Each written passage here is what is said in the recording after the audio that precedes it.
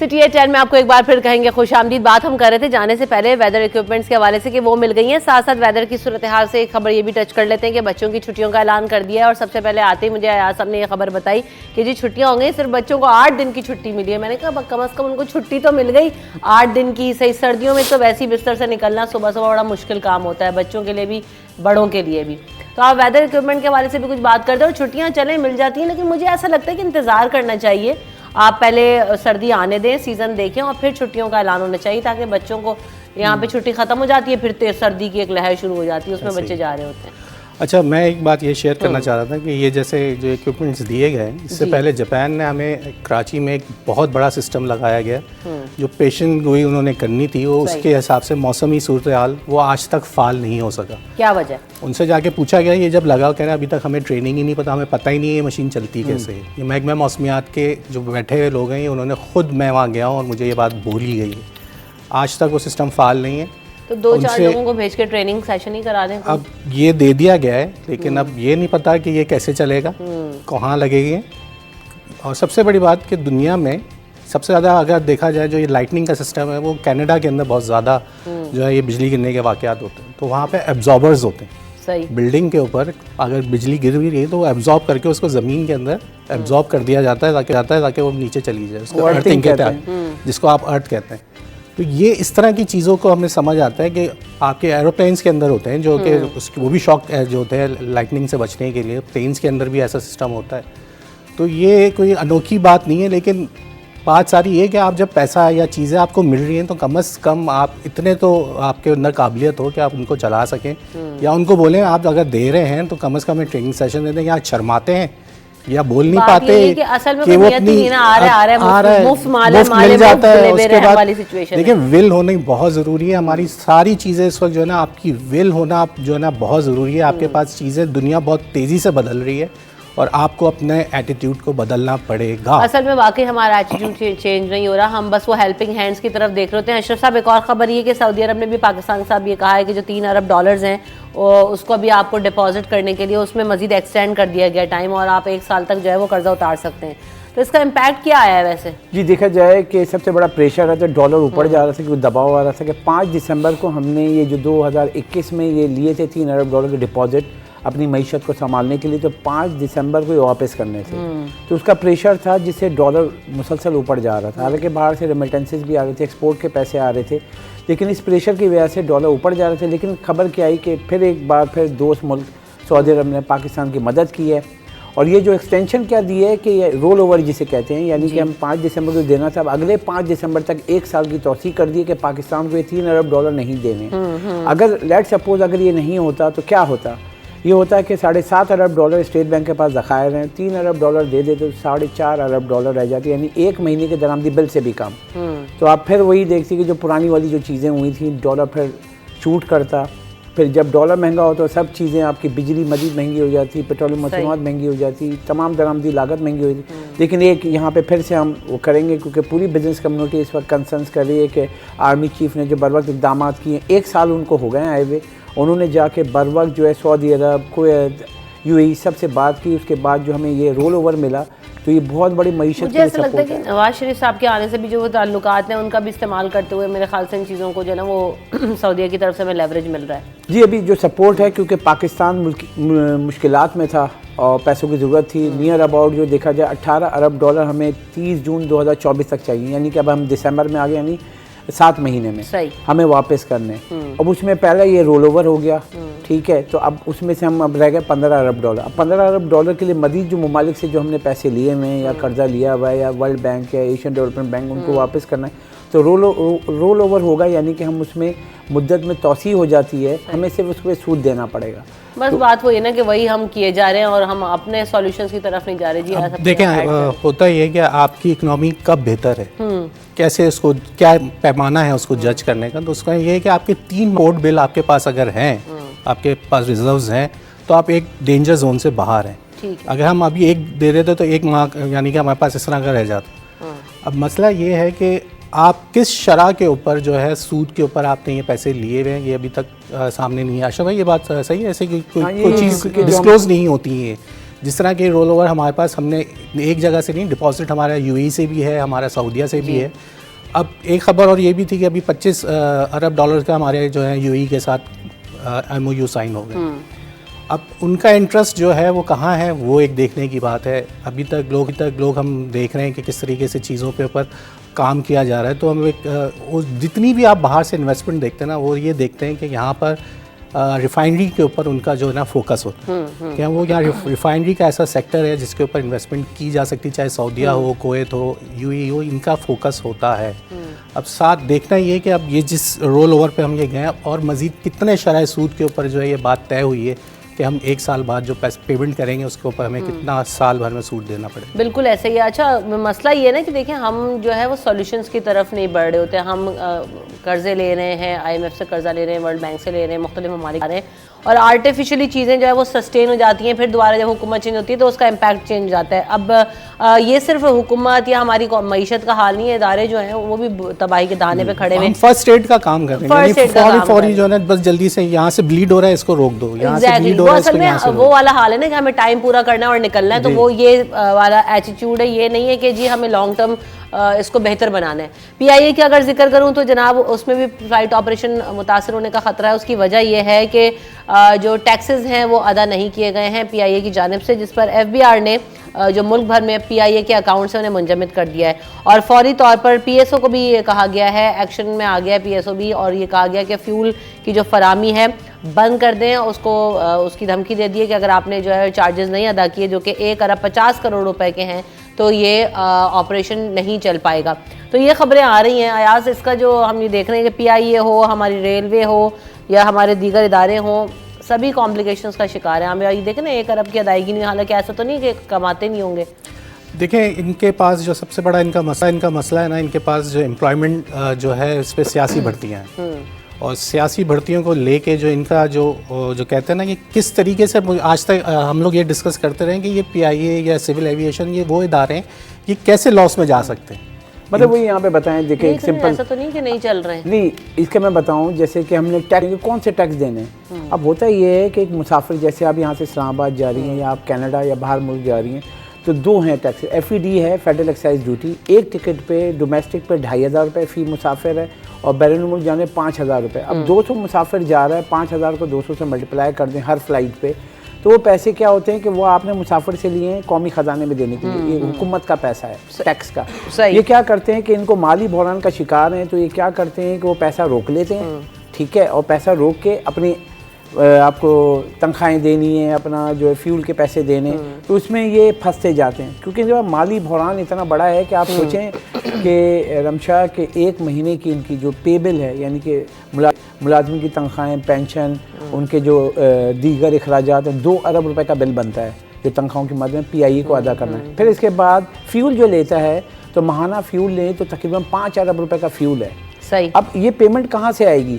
اب یہ ہوا ہے کہ FBR نے ان کو الٹیمیٹم نوٹس دیے تھے، وہ دیے تو انہوں نے کیا تھا. کل جو ہے انہوں نے انڈرٹیکنگ دی ہے کہ ہم پیسے دے دیں گے، تو ان کے اکاؤنٹ جو ہیں کل بحال بھی کر دیے. یہ جو بند کیے تھے تو 24 گھنٹے بعد بحال بھی ہو گئے. اب PSO کا مسئلہ یہ ہے کہ PSO نے بھی کہا ہے کہ بھائی 1.5 ارب روپے دیں جو کرنٹ. آپ ٹوٹل اس کے 27 ارب روپے واجبات ہیں، لیکن جو ویکلی پیسے ان کو دینے ہوتے ہیں روزمرہ کے حساب سے، کیونکہ پچھلے پیسے پھنسے ہوئے ہیں، تو انہوں نے کہا آپ جتنا فیول ڈلوا رہے ہیں اس کے پیسے دے دیں. اب وہ بھی نہیں دے رہی ہیں، وہ 1.5 ارب انہوں نے مانگ لیے. تو یہ کوئی ٹائم لائن دی گئی ہے کہ کب تک فلائٹ آپریشن بند کر دیں گے اگر یہ واجبات کی ادائیگی؟ کیونکہ ابھی انٹرفیئرنس ہوئی ہے، جیسے حکومت نے پھر مداخلت کی ہے اور کہا ہے کہ پیمنٹ کر دیں گے، کیونکہ ان کے جو سرکولر ڈیٹ کا جو مسئلہ ہے اس کی ادائیگی کا کر رہے ہیں. تو ابھی کل جو اکاؤنٹ بھی بحال ہو گئے ہیں، تو ان کی جو پیمنٹ آتی ہے کہ منتھ اینڈ ہوتا ہے، نیا مہینہ شروع ہوتا ہے، تو باہر بھی آپ جو ٹکٹنگ کرتے ہیں باہر سے بھی پیسے آتے ہیں، پھر یہاں سے بھی آتے ہیں، جمع کر کے جو ان کا یہ ہول سول، یعنی کہ ان کے یہ خرچے تو نکل جائیں گے ابھی جو یہ کہ تقریباً 5-6 دسمبر تک جو ہے پیمنٹ کر دیں گے. لیکن یہ ہر مہینے کا ہے. مسئلہ یہی ہے نا کہ دیکھیں ہم لوگ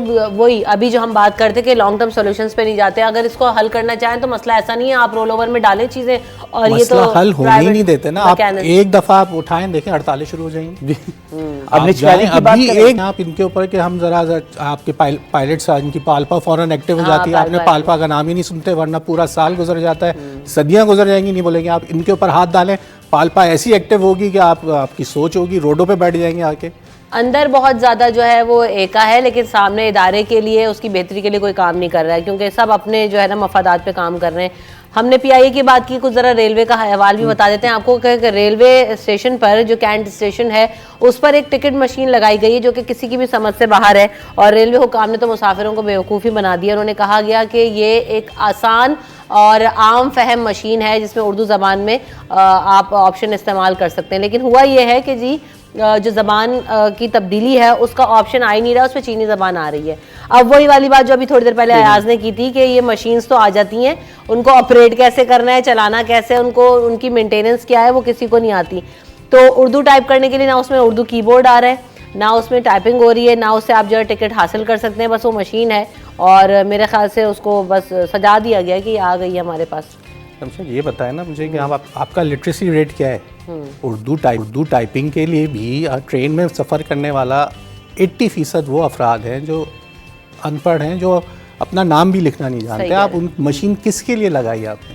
اگر آپ اردو والی مشین بھی ہے یا اردو ٹائپنگ، سب سے پہلے بات تو یہ کہ شرما رہے تھے بولتے ہوئے کہ بھائی ہمیں یہ چلانی سکھا دیں، ہمیں نہیں پتہ اس کی لینگویج کیسے چاہیے. یہ آج تک سمجھ نہیں آیا کون سے ایسے وینڈرز ہیں جو جاتے ہیں چیزیں لے کے آتے ہیں، پوری چیزوں کی انفارمیشن ان کے پاس نہیں ہوتی. پتہ نہیں یہ کیا شو کرتا ہے، کیا آپ کی جو آپ جس جگہ پہ بیٹھے ہوئے ہیں آپ اس کے لیے سلیکٹڈ نہیں ہیں، آپ نہیں ہیں، آپ سیاسی طور پہ یا کسی پرچی کے اوپر آ کے اپنی سیٹ پہ بیٹھے ہیں، آپ کو کچھ علم نہیں ہے اور آپ عوام کے ساتھ 22 کروڑ عوام کے ساتھ کھیلنے کے لیے بیٹھے ہوئے ہیں. ادارے کا پیسہ بھی برباد ہمارے ٹیکس کے پیسوں سے بڑی تنخواہیں لے رہے ہیں. آپ اتنے بڑے چیف سیکرٹری سے لے کے نیچے تک دیکھ لیں، ان کی گاڑیاں دیکھ لیں، آپ کی اکنامی بلیڈ کر رہی ہے. آپ وینٹیلیٹر پہ آپ کی اکنامی پہنچ چکی ہے. V8 میں چیف سیکرٹری کیوں گھومتا ہے بھائی؟ اس کا پیٹرول آپ کو پتہ ہے کیوں؟ آپ بلٹ پروف گاڑی آپ کو چاہیے؟ کون سے آپ نے جو ہے ان کے پیچھے آپ اپنی جیب سے اگر ڈلوائیں فیول اس کا، آپ سوچیں 4000 سی سی کی ہے وہ آئی تھی نا جب کرائسس سے نکالنا تھا، یاد نہیں ابھی ہم نے کہ کروشل سچویشن میں یہ ویو چلی تھی کہ آپ مراد بند کریں، گاڑیاں واپس کریں، فیول ڈلنا، تو کہاں گئی وہ باتیں؟ ہوا ہو گئی، بس اعلانات ہوئے گا، ایسا ہوگا. رمشا سمجھنا یہ پیسے جو ہے نا یہ فری کے نہیں ہیں. ہم کوئی پروجیکٹ ہوتے ہیں فری کے نہیں ہیں. جو ملک بھر میں جو صنعت کار ہیں، ہم لوگ جو تنخواہ دار ہیں، ہم لوگ جو ٹیکس دیتے ہیں، ہماری سیلری سے ٹیکس کٹتا ہے، جو بزنس مین دیتا ہے ہزاروں ارب روپے، تو وہ ٹیکس کا پیسہ جو ہے نا آپ کے پروجیکٹس میں لگتا ہے، وہ ٹیکس کا پیسہ آپ کی تنخواہوں ان سب میں جاتا ہے جو آپ کے 32 ادارے ہیں سرکاری. کام کا بولو تو آپ کسی بھی سرکاری ادارے میں چلے جائیں. ایگزامپل لیتے ہیں سوئی گیس، آپ کا بل کا مسئلہ ہو جائے، آپ کام ایک دن میں کرا کے دکھا دیں. وہ تو ہم لوگ پیچھے پڑتے ہیں، خبریں دیتے ہیں، پھر ان کا چلاتے ہیں، پھر وہ کہتے ہیں ایسا نہیں ایسا نہیں. یار تو آپ غریب آدمی کا دیکھیں نا، ابھی جو ایشوز ہیں اداروں کو ٹھیک کرنے کا، جو پھر وہی سیاسی بڑھتی ہیں، ان کو کام کرنا آتا نہیں ہے، پڑھے لکھے ہیں نہیں وہ، اور جب ان کو صرف کیا چاہیے سرکاری نوکری. سرکاری نوکری میں یہ ہے کہ آپ دیکھیں نا گورنمنٹ کے لیے ابھی سب سے بڑا مسئلہ ہے سرکاری نوکری اتنے لوگ بھرتی کیے ہوئے ہیں کہ ان کو آپ کو نکالنا اتنا بڑا مسئلہ ہے کہ وہ عدالت چلے جائیں گے، کیونکہ ان کے پاس پینشن بھی ہے، پروویڈنٹ فنڈ بھی ہے، سب کچھ، یعنی کہ ان کو پتہ نہیں کب تک پیسے دینے. اس میں یہ کہ جو بھی پولیٹیکل پارٹی آتی ہے نا وہ اپنے لوگوں کو بھرتی کر لیتی ہے اور اس کے بعد وہ بس وہ ایک بیگیج بن کر اداروں پر چل رہے ہوتے ہیں اور وہ ہمیشہ چلتے جا رہے ہیں. ایک اور خبر پر نظر ڈال لیتے ہیں، وہ یہ کہ حکومت نے پیٹرولیم مصنوعات کی قیمتوں کا نوٹیفیکیشن جاری کیا ہے اور یہ جو قیمتیں ہے پیٹرول کی وہ برقرار رکھنے، یعنی اس میں نہ کوئی اضافہ کیا گیا نہ کوئی کمی کی گئی ہے. 281.34 روپے پر لیٹر ابھی بھی اسی پرائس پہ ملے گا، جبکہ جو ڈیزل ہے اس میں 7 روپے جو ہے اسے سستا کیا گیا. تو خبریں یہ آ رہی تھی ایاز کے سننے میں آ رہا تھا کہ ابھی فوری طور پر 3-4 روپے کے قریب پیٹرول میں کمی آئے گی اور پھر گریجولی آئندہ آنے والے ماہ میں یا 1.5 ماہ کے اندر 20 روپے تک کمی کا امکان ظاہر کیا جا رہا ہے. لیکن بہرحال ابھی تو کوئی نہ اضافہ دیکھا گیا نہ کمی. پیٹرول پرائسز نیچے آتی ہوئی دکھائی دے رہی؟ آنی چاہیے تھی، آ نہیں سکتی. وجہ کہ آپ نے بہت تیزی سے جو ہے IMF کے ساتھ جو آپ کے کامیاب مذاکرات ہوئے ہیں. اچھا، یہ ہمارے لوگ بہت غلط بیانی سے بات کرتے ہیں کہ IMF نے بول دیا کہ اس کی مہنگائی کر دیجیے. نہیں جی، وہ آپ کو پیسے دیتے ہیں، وہ کہتے ہیں کہ یہ ہم پیسے دے رہے ہیں، آپ ہمیں واپس کیسے کریں گے، یہ فارمولا دے دیں. آپ کا ٹیکس نیٹ اتنا بڑا نہیں ہے.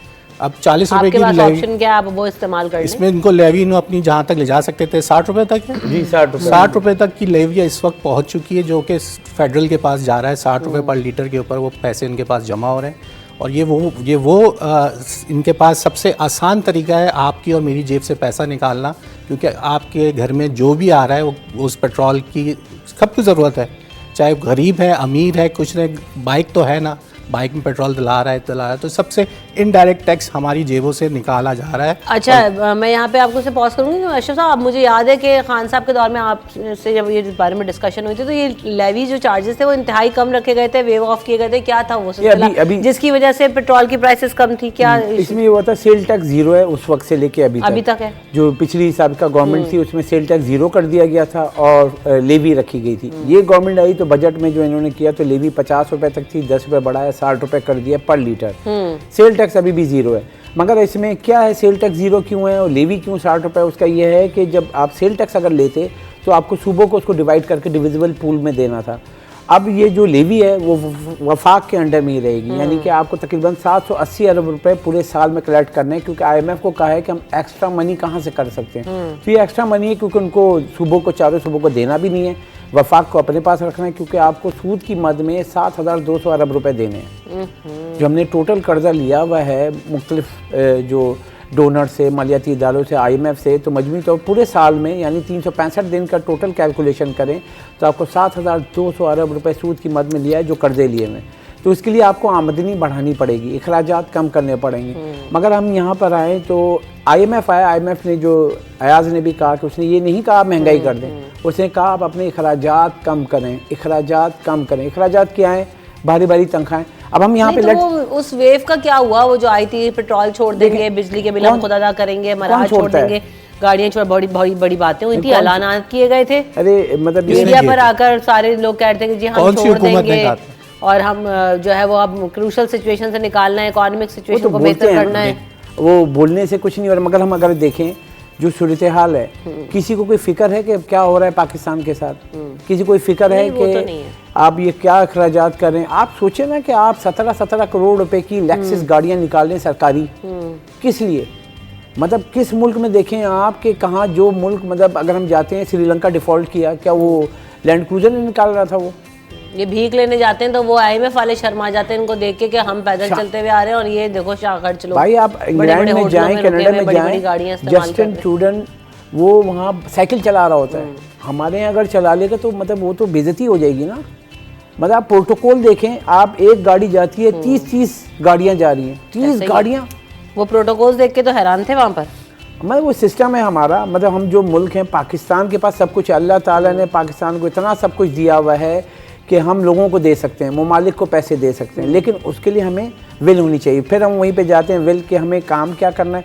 देखें, गंदम हमारे यहाँ होती है माशाल्लाह से, चावल हमारे यहाँ होता है, सारे फल हमारे पास हैं, ठीक है। हमें कोई चीज़, सहरा है, समंदर है, धूप है, सोलर लगा सकते हैं, मौसम लगा सकते हैं, बीच का बेल्ट है, सी बेल्ट है, कोस्टल एरियाज है, मतलब आप किसी चीज पर हाथ रखें, आपके पास वो चीज है। पाकिस्तान को या कश्मीर है नहीं तो आपके पास अपने मुल्क से मुखलिस लोग नहीं हैं। एग्जैक्टली, बिल्कुल। पाकिस्तान बहुत अच्छा मुल्क है, आप और मैं ठीक नहीं है। मसला सारा ये, मैं दूसरों को नहीं कहता, आप और मैं ठीक होना शुरू हो जाए, ये चीज़ें खुद ब खुद सीधी हो जाएगी। हमें जिसको मौका मिल रहा है वो इस कदगन लगाने के लिए बैठा हुआ, चाहे आप हो या मैं हूँ सड़क पे गुजरने वाला। अब आप मुझे बताएं ना, क्या तकलीफ नहीं होती? नए रोड बनते हैं, नए आपके उसके ऊपर पेंट हुआ होता है, क्या वहाँ पे आके क्या बिलावल भुट्टो या आपका इमरान खान या कोई और दूसरा सियासतदान आके कहता है कि पीक मार के जाओ? दीवारों पे पीक मारना अंडर पासेस के अंदर क्या सेंस बनता है? मुझे आज तक ये बात समझ नहीं है। ब्रिज के ऊपर पेंट कर दिया किसी कंपनी ने, उसको आके पीक मार के चले जाएंगे। किस चीज़ का ये फ्रस्ट्रेशन निकालनी, आवाम किस चीज़ की फ्रस्ट्रेशन निकाल रही है? आपके लिए चीज़ है कि उसने थोड़ी ना, यहाँ से जो सियासतदान है उसने हर वक्त यहाँ से नहीं गुजरना। अब वो देखे ना, जब वो नई बसेज आई थी, वो रेड बसेस जब आई, तो अभी तो शुक्र है इनको फिर भी बहुत सख्ती करके थोड़ा संभाल लिया, लेकिन पहले उनका क्या हाल किया था? लिख रहे हैं, पीके मार रहे हैं, उसमें लिख रहे हैं, उसकी सीट्स तोड़ रहे हैं। मतलब आपका अपना पर्सनल यूज़ के लिए आपके लिए गवर्नमेंट लेकर आई और आप जो है वो उसको नहीं संभाल पाते हैं। भारत, जहाँ आपने जिक्र किया ना कि सभी बहती गंगा में हाथ धो रहे हैं, तो वहीं पर हमारे यहाँ ये भी देखते हैं कि बाजार में हर चीज़ जिसके जो हाथ लग रहा है वो वहाँ पर अपना हाथ साफ कर रहा है।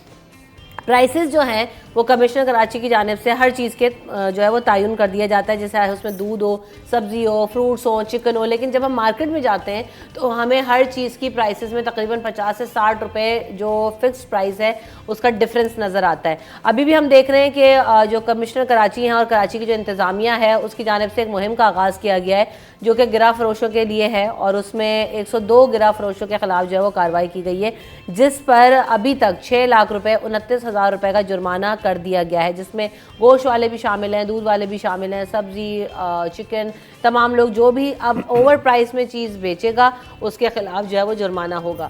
تو یہ جرمانے جو ہوتے ہیں اب یہ بھی ایک پورا جو ہے وہ میکینزم ہے، آج جیسے آپ ہنس رہے ہیں ابھی، یہ تو ہم سب جانتے ہیں، لیکن بہرحال چلیں سمبولک کارروائی تو ہوئی۔ سستا ملے گا کہ نہیں ملے گا یہ سوال ہے۔ دیکھیں یہ بھی ایک بڑا مسئلہ ہو گیا، اب ہم کوئی چیز ہم لوگ کیونکہ نکلتے ہیں اب جیسے چکن اٹھا لیں 502 کمشنر سامنے پرائس رکھی ہوئی ہے، میرے خیال سے 580 500 550 سے اوپر ہی چکن اویلیبل ہے، مطلب 50-60 روپے کا اس میں ڈفرینس آپ کو پتہ ہے جس کو آپ بکرے کا گوشت کتنا کیا روپے کلو مل رہا ہے بازار میں؟ 2200 روپے۔ 2200 روپے سرکاری ریٹ کیا ہے؟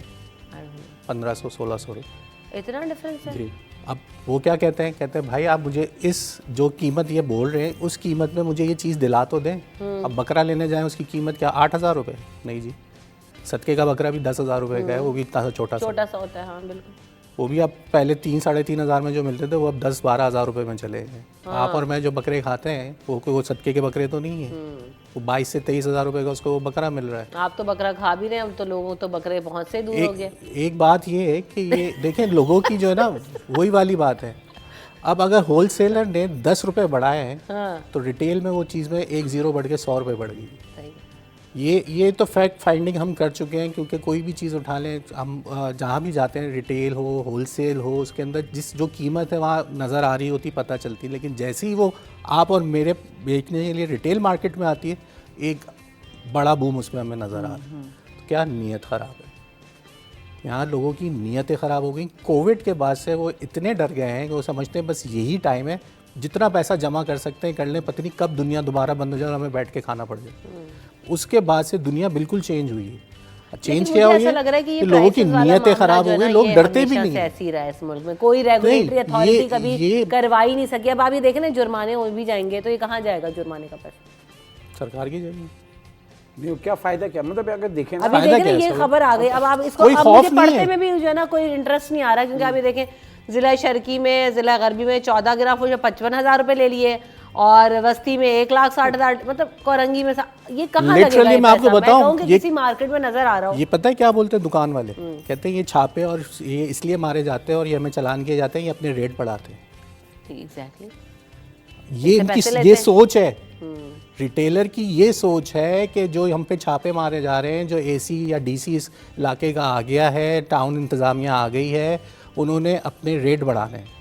وہ ریٹ کیا ہے وہ آپ اور میں بھی جانتے ہیں کس چیز کے ریٹ بڑھانے ہیں۔ مطلب اگر ہم دیکھیں ویکلی آف ہوتا ہے، جیسے ہم دیکھتے ہیں سنڈے جس کا آف ہے، اور پورے پاکستان میں دیکھیں تو آپ کا جو ہے سرکاری ادارے بند ہوتے ہیں، بینکس بند ہوتے ہیں، ٹھیک ہے، پرائیویٹ آفس بند ہوتے ہیں، تو اتوار کو کیا کرتے ہیں جا کے خریداری کرتے ہیں۔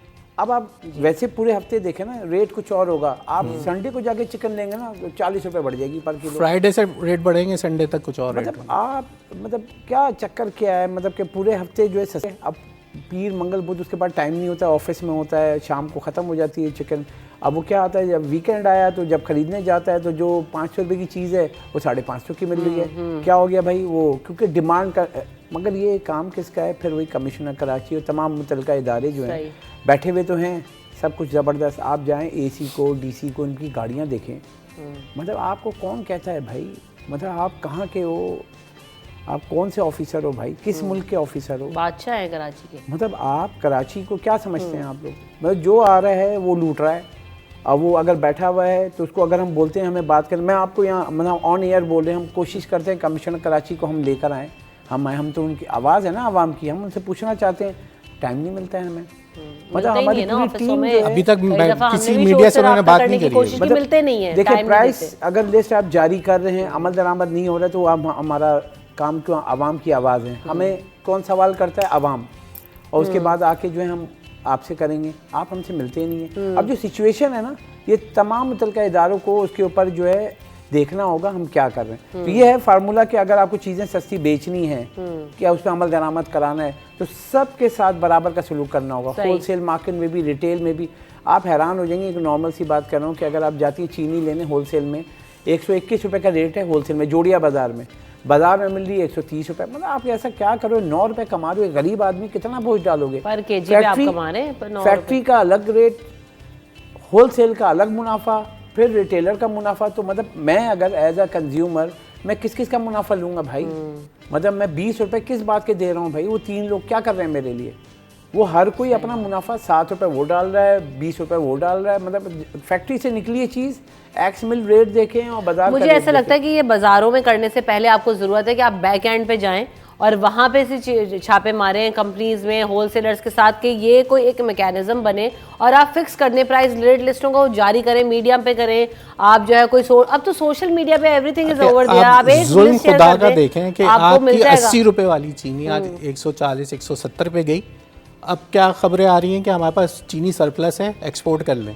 پھر وہی والا سلسلہ شروع ہونے والا ہے جس کے اوپر یہ بول رہے تھے کہ چینی اب کرشنگ شروع ہونے والی ہے. یہ کرشنگ سیزن شروع ہو گیا. اب وہ کہہ رہے ہیں سرپلس ہے. کیوں سرپلس ہے بھائی؟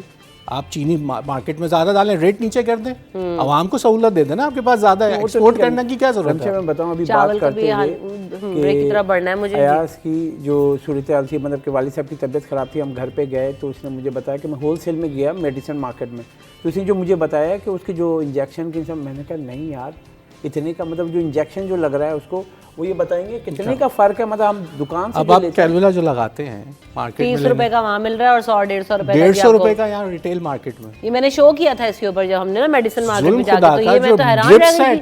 ڈرپ سیٹ 50 روپے کا, وہ 150 روپے کا بیچ رہے ہیں. 150 روپے کا. اور آپ بڑے اسپتال میں چلے جائیں تو بس پھر اب بھول جائیں, وہ بل آتا ہے تو آپ دیکھ رہے ہوتے ہیں کہ یہ سب کہاں آپ باہر سے امپورٹڈ سامان لے کر آئیں, کیا ہے دانت ہم لوگ توڑتے ہیں. ایگزیکٹلی. بہرحال بریک لے لیتے ہیں, بریک کے بعد واپس آئیں گے, کچھ اور بھی خبریں ہوں گی, اردو کانفرنس کا ذکر بھی ہوگا آفٹر دس بریک.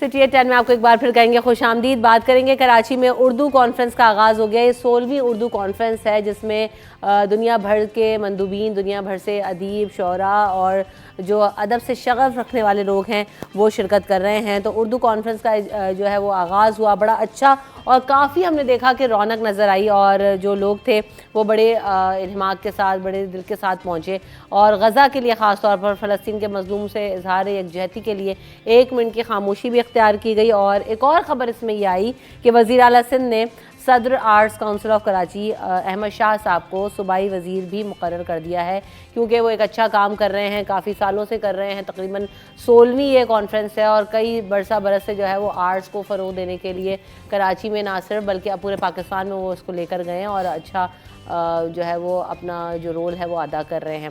تو اچھا ہے اگر کراچی میں اس طرح کی ایکٹیویٹیز ہوتی ہیں. بڑا رش نظر آیا, خاص طور پہ اچھا یہ لگتا ہے کہ وہاں پر جب بھی جاؤ تو آپ کو یوتھ انوالو ہوئی بھی نظر آتی ہے. تو مجھے یہ چیز اچھی لگتی ہے کہ ہم کہتے ہیں نا کہ انگریزی کے پیچھے ہم بھاگ رہے ہیں اپنی زبان کو ہم فروغ دینے کے لیے, تو ایسے فیسٹیولز بڑا اچھا وہ کر دیتے ہیں. نہیں جیسے کہ ہر سال ہوتا ہے, اور یہ دیکھا جائے تو ہمارے جو اسٹوڈنٹس ہیں ان کو جو ہے اردو کی طرف آگے لانے کے لیے بہت اچھا مواقع ہوتے ہیں اس میں. اور دیکھا جائے تو ہمارے اسکول ہو, کالج ہو, یہ سب بہت انوالو نظر آتے ہیں. اور آپ وہاں پہ جا کے آرٹ کونسل پہ بھی دیکھیں گے نا, تو جو ایکٹیویٹی ہوتی ہے تو آپ جائیں تو مختلف ایکٹیویٹی ہو, ان سب میں جو لوگ آ کے دیکھ رہے ہوتے ہیں وہ ساری. ابھی ہم لوگ بھی پلان کر رہے تھے جو ہمارے ساتھ ہے ڈیکس پہ, تو ہم لوگوں نے کہا کہ نہیں سیٹرڈے کو بھی جائیں گے, ہم سنڈے کو بھی جائیں گے, اگر چھٹی ہوگی سنڈے کو تو تب بھی جائیں گے. بہت اچھے ہم اس میں آ رہے ہیں. میں نے کہا کہ جو سیشن ہے ایک انور مقصود صاحب کا, تو میں نے کہا وہ دل سے بہت ہوتا ہے, تو وہ سننے میں بہت مزہ آتا ہے اور یاد بھی رہتا ہے. اب وہ ایک موقع ہے ہمیں کہ ہم نے کہا چلو چل کے دیکھیں گے. لیکن بہت سارے لوگ جو ہیں اس کو انجوائے بھی کر رہے ہوتے ہیں. آج کل جیسے دیکھا ہے سوشل میڈیا پہ جب وہ چھوٹی چھوٹی کلپس جاتی ہیں تو آپ نے دیکھا ہوگا سب دیکھ کے خوش ہوتے ہیں کہ بھئی یہ چیزیں بھی ہو رہی ہیں. تو انٹرنیشنل طور پہ اگر ہم دیکھا جائے تو لوگ دیکھ رہے ہوتے ہیں کہ ہر طبقہ وہاں پہ آیا ہوا ہوتا ہے, اپنی جو انفارمیشن جو ہے وہ شیئر کر رہا ہوتا ہے. اب شیئر کرنے سے کیا ہوتا ہے کہ اگر میں نے 10 لوگوں کو بتایا وہ 10 لوگ جا کے اور لوگوں کو بتائیں گے. جو شیئرنگ جو ہے وہ انفارمیشن کو جو ہے نا بڑھاتی ہے. ابھی اس دفعہ دیکھیں نا کہ پچھلی بار بھی جو ہے دنیا بھر سے لوگ آئے تھے کافی ممالک سے. اس دفعہ جو انور مقصود صاحب کا آپ نے ذکر کیا تو اس میں گلزار صاحب اور ایک اور جو ہے وہ ایم صدیقی صاحب ہے, کیا نام لے تھے, کل شاہ صاحب شو میں تھے ہمارے ساتھ, تو وہ ان کو بھی لیا گیا آن بورڈ آن لائن, اور انور مقصود صاحب وہ سیشن کنڈکٹ کریں گے. تو اچھا ہے, نہ صرف انڈیا بلکہ نیپال, جاپان, بڑے سارے ممالک انوالوڈ ہیں, یو کے یو ایس لوگ آ رہے ہیں اور حصہ لے رہے ہیں. تو ایک اچھا پروجیکشن جاتا ہے پاکستان کا. ویسی اتنی منفی ہم ابھی خبریں ڈسکس کر کے آئے ہیں, تو ایک اچھا چلیں کوئی سافٹ ویئر امیج بھی بلڈ ہو. یاس اس میں مجھے ایک اختلاف یہ ہے کہ شاہ صاحب نو ڈاؤٹ بہت بہترین کام کر رہے ہیں. ان کے سامنے کوئی بھی آج تک جس طریقے سے الیکشنز ہوتے ہیں ان کے کوئی آتا ہے وہ پینل نہیں کامیاب ہو پاتا, لیکن منسٹری دینے سے بہتر تھا, ان کو کنٹروورشل بنانے سے بہتر تھا اس نے کارکردگی کا کوئی ستارہ دے دیتے. ستارہ امتیاز مل چکا ہے ان کو, ستارہ امتیاز مل چکا. یہ بھی ایک ریکارڈ ہو جاتا ہے کہ ہر سال میں اتنی ان کی جو ہے اچیومنٹس ہیں کہ ان کو ہر سال نامینیٹ ہوتے ہیں اور وہ لے کے جا رہے ہیں. وہ بھی ایک نام ہوتا نا آپ کے, اس کے سامنے کوئی آ نہیں رہا. اب آپ نے ان کو منسٹری دے کے آپ کیوں بھائی 2 ماہ کی آپ کی وہ رہ گئی, آپ نے ان کو منسٹر بنا دیا. ان کے پاس ویسی کام کا بوجھ اتنا ہے, وہ جس طریقے سے لے کے چل رہے ہیں چیزوں کو. اب تو پہلے وہ صرف کراچی یا سندھ تک محدود تھے, اب وہ پنجاب بھی جاتے ہیں, وہ آگے بھی کے پی کے کی طرف بھی لے کے جا رہے ہیں. تھوڑی طرح کام کرنا ہوتا ہے, آپ کو پتہ تو ہے. تو بات یہ دیکھیں, ایک چیز دیکھنے کے لیے, سننے والے کے لیے یا سامنے انٹرنیشنلی وہ ایک نون ہو چکے ہیں. ان کو لوگ اردو یا کانفرنسز یا جو بھی فیسٹیولز کے آرٹس اینڈ کلچر کی وجہ سے ریلیٹ کرنے لگے. شاہ صاحب کا ایک اچھا نام ہے, لوگ جانتے ہیں, ان کی شکل دیکھ کے بہت سارے لوگ آ رہے ہیں اور چیزیں چل رہی ہیں.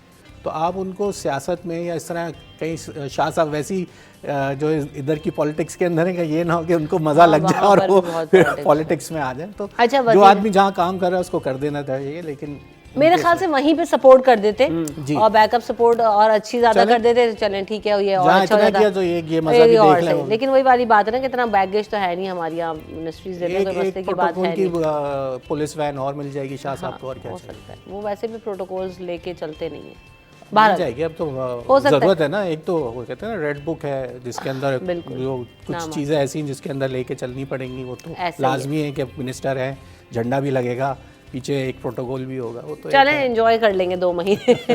وزیر اعلیٰ سندھ کی طرف سے ایک اور خبر یہ آئی ہے کہ فلسطینیوں سے مہار کرنے کے لیے انہوں نے فلسطین کے طلبہ کے لیے اسکالرشپ کی منظوری دے دی ہے.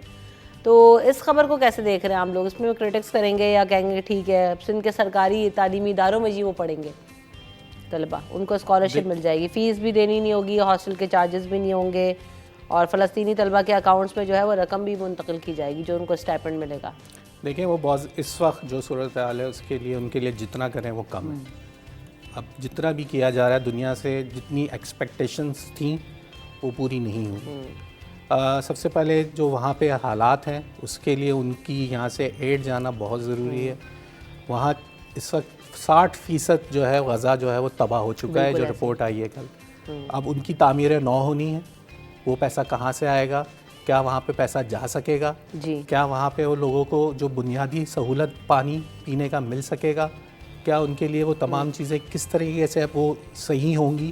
یہ جنگ بندی ہوگی مزید آگے کہ نہیں ہوگی ابھی بھی نہیں پتہ. ابھی 2 دن کا ایکسٹینشن ہے یا 3 دن کا ایکسٹینشن ہے, اس میں بھی وہ آ کے اپنی کارروائیاں کر کے گئے ہیں. جی ایسے ہی ہے. تو یہ ان کے لیے تو آپ جو بھی کریں اس وقت کم ہے, کیونکہ وہ اس وقت پوری اسلامی دنیا کی طرف دیکھ رہے ہیں اور ہم صرف 4 جھنڈے لے کے اور 4 نعرے لگانے کے علاوہ کچھ نہیں کرتے. اچھا اس میں یہ بھی ہے مزید, جب میں نے اس کو دیکھا ہے تو یہ جو فلسطینی طلبہ ہیں نا, یہ سندھ کی 4 سرکاری جو جامعات ہیں ان میں آلریڈی انرولڈ ہیں. تو ہوگا یہ کہ ان کو اسکالرشپس دے دی گئی ہیں. یہ بھی اچھا ہو کہ جو وہاں سے طلبہ آنا چاہتے ہیں یا ان کو جو ہے وہ ریسکیو کر کے لایا جائے, پڑھایا جائے, رکھا جائے. بچے کتنی بڑی تعداد میں, 12 لاکھ افغانی آپ رکھ سکتے ہیں, 14 لاکھ تو ان کو بھی رکھ لیں. ایگزیکٹلی. مطلب یہ اچھا یہ فیصلہ ہے کیونکہ ایک ہم مدد کریں سندھ گورنمنٹ کی طرف سے, اور دیکھا جائے کہ ہمارے 4 صوبوں کو ایسا کرنا چاہیے کیونکہ ہماری جو یونیورسٹیز ہیں اور یہ سارے پورے ملک بھر میں ہیں, اور اس وقت ان کو مدد کی ضرورت ہے کہ وہ ہاتھ بڑھا رہے ہیں. کیونکہ جو وہاں پہ ہوا ہے وہ ایک المیہ ہے, ثانیہ کہیں گے ہم, اور وہ پوری دنیا اگر یونائٹڈ نیشن کی بھی کریں تو میرے طرف سے تو سوالیہ نشان ہے کہ وہ کیا کر رہے ہیں. اتنے بچوں کی جو خبریں آئی ہیں تو آپ یقین کریں کہ دل ہل جاتا ہے. جو آتی ہیں مطلب کہ اور وہ آپ اگر کوئی سوشل میڈیا پہ بھی ڈال رہے ہیں لوگ تو اس کو بلاک کر دے رہے ہیں. مطلب وہ آپ امپیکٹ دیکھیں کتنا پاورفل ہیں وہ لوگ کہ کیا نہیں کر رہے ہیں. مگر یہ کہ اب یہاں پہ یہ ہے کہ جو لوگ جیسے ہم لوگ بھی تھے تو ہم لوگ دوستوں میں یہاں آفس میں بھی ہم لوگوں نے بنایا کہ بھائی کوئی اگر وہ جاتا ہے تو ہم جو مدد کر سکتے ہیں ہم کریں. لیکن ہمارا یہ ہے وہ چیز وہاں پہنچے کہ وہ لوگ ابھی مجبور ہیں, سب کچھ ان کا تباہ برباد ہو گیا ہے کہ رہ نہیں سکتے ہیں, وہ کھائیں گے کہاں سے. اب آپ یہ دیکھیں کہ جو ملک انسانیت کے نام پہ چیمپئن بنتے ہیں, میں وہ ترقی یافتہ ملکوں کی بات کر رہا ہوں, جب یہ شروع ہوا تھا اور جب یو این میں ان کی قرارداد آئی تھی وہ کوئی سسٹین کری یا کسی نے مخالفت کی, وہ مخالفت ملک جو اپنے آپ کو انسانیت کا چیمپئن مانتے ہیں. تو یہاں ان کی انسانیت کی بنیادیں رکھنے والے اپنی طرف سے کہتے ہیں, اور وہ یہ انسانیت نظر نہیں آئی ان کو. یہاں پہ یہ انسان نہیں ہے, ان کے رائٹس نہیں ہیں, ان کو جینے کا حق نہیں ہے. کیا یہ ان کی جگہ نہیں تھی؟ کیا یہ کسی کو نہیں پتا کہ اس کی ہسٹری کیا ہے؟ اور یہ جو لوگ جن کو جگہ دی گئی, جن کو رکھا گیا, وہ آج کہہ رہے ہیں کہ آپ باہر نکلو, یہ ہماری جگہ ہے. یہ کہاں کی انسانیت اور کہاں کی بات کرتے ہیں؟ اب یہ ایک سوالیہ نشان ہے ان ملکوں کے لیے جو ہیومن رائٹس کی بات کرتے ہیں. بالکل ایسے بہت سارے آبجیکشنز یقیناً اس پہ کریٹ ہو رہے ہیں اور ہونے بھی چاہیے. بہرحال اب وقت کیونکہ جو ہے آلموسٹ ختم ہی ہو رہا ہے. ایک اور خبر یہ بھی ہے کہ ہمارے یہاں جو عدالتی نظام ہے یا انصاف ملنے کا نظام ہے اس میں اتنا ڈیلے ہے کہ کراچی کی سیشن عدالت نے 12 سال پرانے مقدمے کا فیصلہ سنایا. جب فیصلہ سنایا تو اس فیصلے سے ریلیٹڈ یا اس مقدمے سے ریلیٹڈ جو 5 افراد تھے وہ دنیا سے ہی چلے گئے اور مر جانے والوں سمیت جو ہے وہ تمام ملزمان کو باعزت بری کر دیا گیا. تو پہلے ہی بری ہو گئے. اب تو یہ حال ہے ہماری یہاں. آپ سسٹم دیکھیں نا. جب سے اور یہ ایک کیس, یہ تو میں خبر کی بات کر رہی ہوں, اتنے کیسے لوگ ہوں گے اور کہ ان کا جو ہے نا پتہ ہی نہیں چلتا ہے, بیچارے چلے جاتے ہیں, کیسز کے فیصلے آتے ہیں نہیں آتے. جیل میں لوگ مر جاتے ہیں اور جب ان کا ٹرائل ختم ہو, جب کیسز چل رہے ہوتے ہیں اس پہ وہ باعزت بری بھی ہو جاتے ہیں لیکن وہ زندہ نہیں ہوتے. یہ دیکھ لینا 5 لوگوں کے, آپ 5 گھرانوں سے آپ کھیل گئے. مجھے قاضی فائز عیسیٰ سے بڑی امید تھی جب یہ مجھے لگ رہا تھا شروع میں جب ہم دیکھ رہے تھے جب وہ چیف جسٹس نہیں بنے تھے, مجھے تھا کہ یہ جب آئیں گے یقیناً عدالتی قانون میں ان میں اندر کوئی نہ کوئی فیصلے ایسے ہوں گے کہ اس میں ریفارمز آئیں گی اور یہ جلد فیصلے ہونے شروع ہوں گے. صحیح. اب مجھے نہیں سمجھ آتا, سوری ٹو سے کنڈیمڈ میں نہیں ہم جانا چاہتے, لیکن فیصلے جلدی کیوں نہیں ہو پا رہے, یہ ایک بہت بڑا مسئلہ ہے ہمارے یہاں. کیسز پینڈنگ میں کیوں, آج ایک وکیل کا جونیئر آ کے بولتا ہے آج وکیل صاحب جو ہے نا ہائی کورٹ میں ہیں تو آج اگلی ڈیٹ دے دیں, جج صاحب ڈیٹ دے دیں. آج آپ کا وکیل بول دے گا, کل میرا وکیل جا کے ہوگا. صدیاں نکل جاتی ہیں, سالوں نکل جاتے ہیں, وہ کیسز کی ڈیٹس نہیں پڑتی, لوگوں کے گواہوں کے بیان قلم بند نہیں ہو پاتے, لوگوں کے گواہ مر جاتے ہیں جس کیسز کے اندر ہوتے ہیں, وہ کیس نہیں چلتا. آپ نے دیکھیں 5 لوگ نہیں, آپ نے 5 فیملیز کو سفر کروایا ہے. جی تباہ کر 12 سال. آپ دیکھیں نا, اب اگر ہم باہر جا کے دیکھیں تو لوگ ہمارے بزرگ جیسے ہم جائیں تو بزرگ جو ہوتے ہیں کیا کہتے ہیں پتہ ہے, وہ کہتے ہیں کہ بھائی اگر کوئی بھی ہو نا بندے کو نہ وہ اس کو زندگی میں کبھی تھانے کے چکر لگنے چاہیے نہ عدالت کے. آپ بچ کے رہو, ورنہ اگر آپ عدالت گئے یا آپ پولیس کے چکر میں لگے تو آپ برباد ہو جاؤ گے. اب یہی سسٹم ہم جاتے ہیں باہر ملک میں, آپ جائیں آپ کو ایٹ ڈور اسٹیپ آپ کو پولیس بھی آئے گی, آپ کو جو ہے ججمنٹ بھی آپ کی جو ہے پوری سپورٹ کے ساتھ کہ کیا کیا ایشوز ہیں آپ کا بھی سنا جائے گا, سامنے والے کا بھی سنا جائے گا, جلد از جلد اس کا فیصلہ ہوگا. یہاں پہ کیا ہے کہ اگر آپ پولیس کے پاس چلے گئے تو ایک مسئلہ, ایف آئی آر کٹانی ہے وہ دوسرا مسئلہ, ایف آئی آر کٹا دی تو اس کے بعد تیسرا مسئلہ, اور اگر معاملہ کورٹ میں چلا گیا تو ایف آئی آر کٹانی کیوں ہے, یا ایف آئی آر ہے تو دیکھیں ایف آئی آر کٹانا اتنا آسان ہے کہ میں کوئی بات کر رہا ہوں پنو عاقل میں میری ایف آئی آر کٹی ہوئی ہوگی, مطلب کوئی ایک شہری کے نام پہ ایک ایف آئی آر کٹ جاتی ہے, ایک شہری آیا اس نے درخواست دی اور ایف آئی آر کٹی گئی. ایک آدمی پہ 200-300 ایف آئی آر کاٹنا تو یہاں کسی ملک میں کہیں آسان ہے, یہاں جہاں آپ جب چاہیں جس ہر کیس میں آپ یہاں پہ آپ قدم قدم پہ آپ کے اوپر ایسا قانون کا ریفارم ہونا بہت ضروری ہے. اس نظام کے تحت میں آپ کو یہ بات کہہ دوں کہ آنے والے دن الیکشنز کے, اس نظام کے تحت ہم پاکستان نہیں چلا سکتے, نظام بدلنا پڑے گا. یہ باتیں ہو رہی ہیں لیکن نظام بدل کے نہیں دے رہا. یہی تو سوال ہے کہ نظام بدلے گا کیسے, بدلے گا کون, لوگ بدلیں گے, حکومتیں بدلتی ہیں, چہرے بدلتے ہیں, پھر گھوم پھر کر آتے ہیں, لیکن ملک کے حالات نہیں بدلتے. بہت شکریہ ایاز رانا, آپ ہمارے ساتھ موجود ہیں. اشرف خان صاحب, آپ لوگوں نے وقت دیا, آپ کی آمد اور وقت کا بہت شکریہ. بریک کی طرف بڑھتے ہیں, بریک کے بعد حاضر ہوں گے.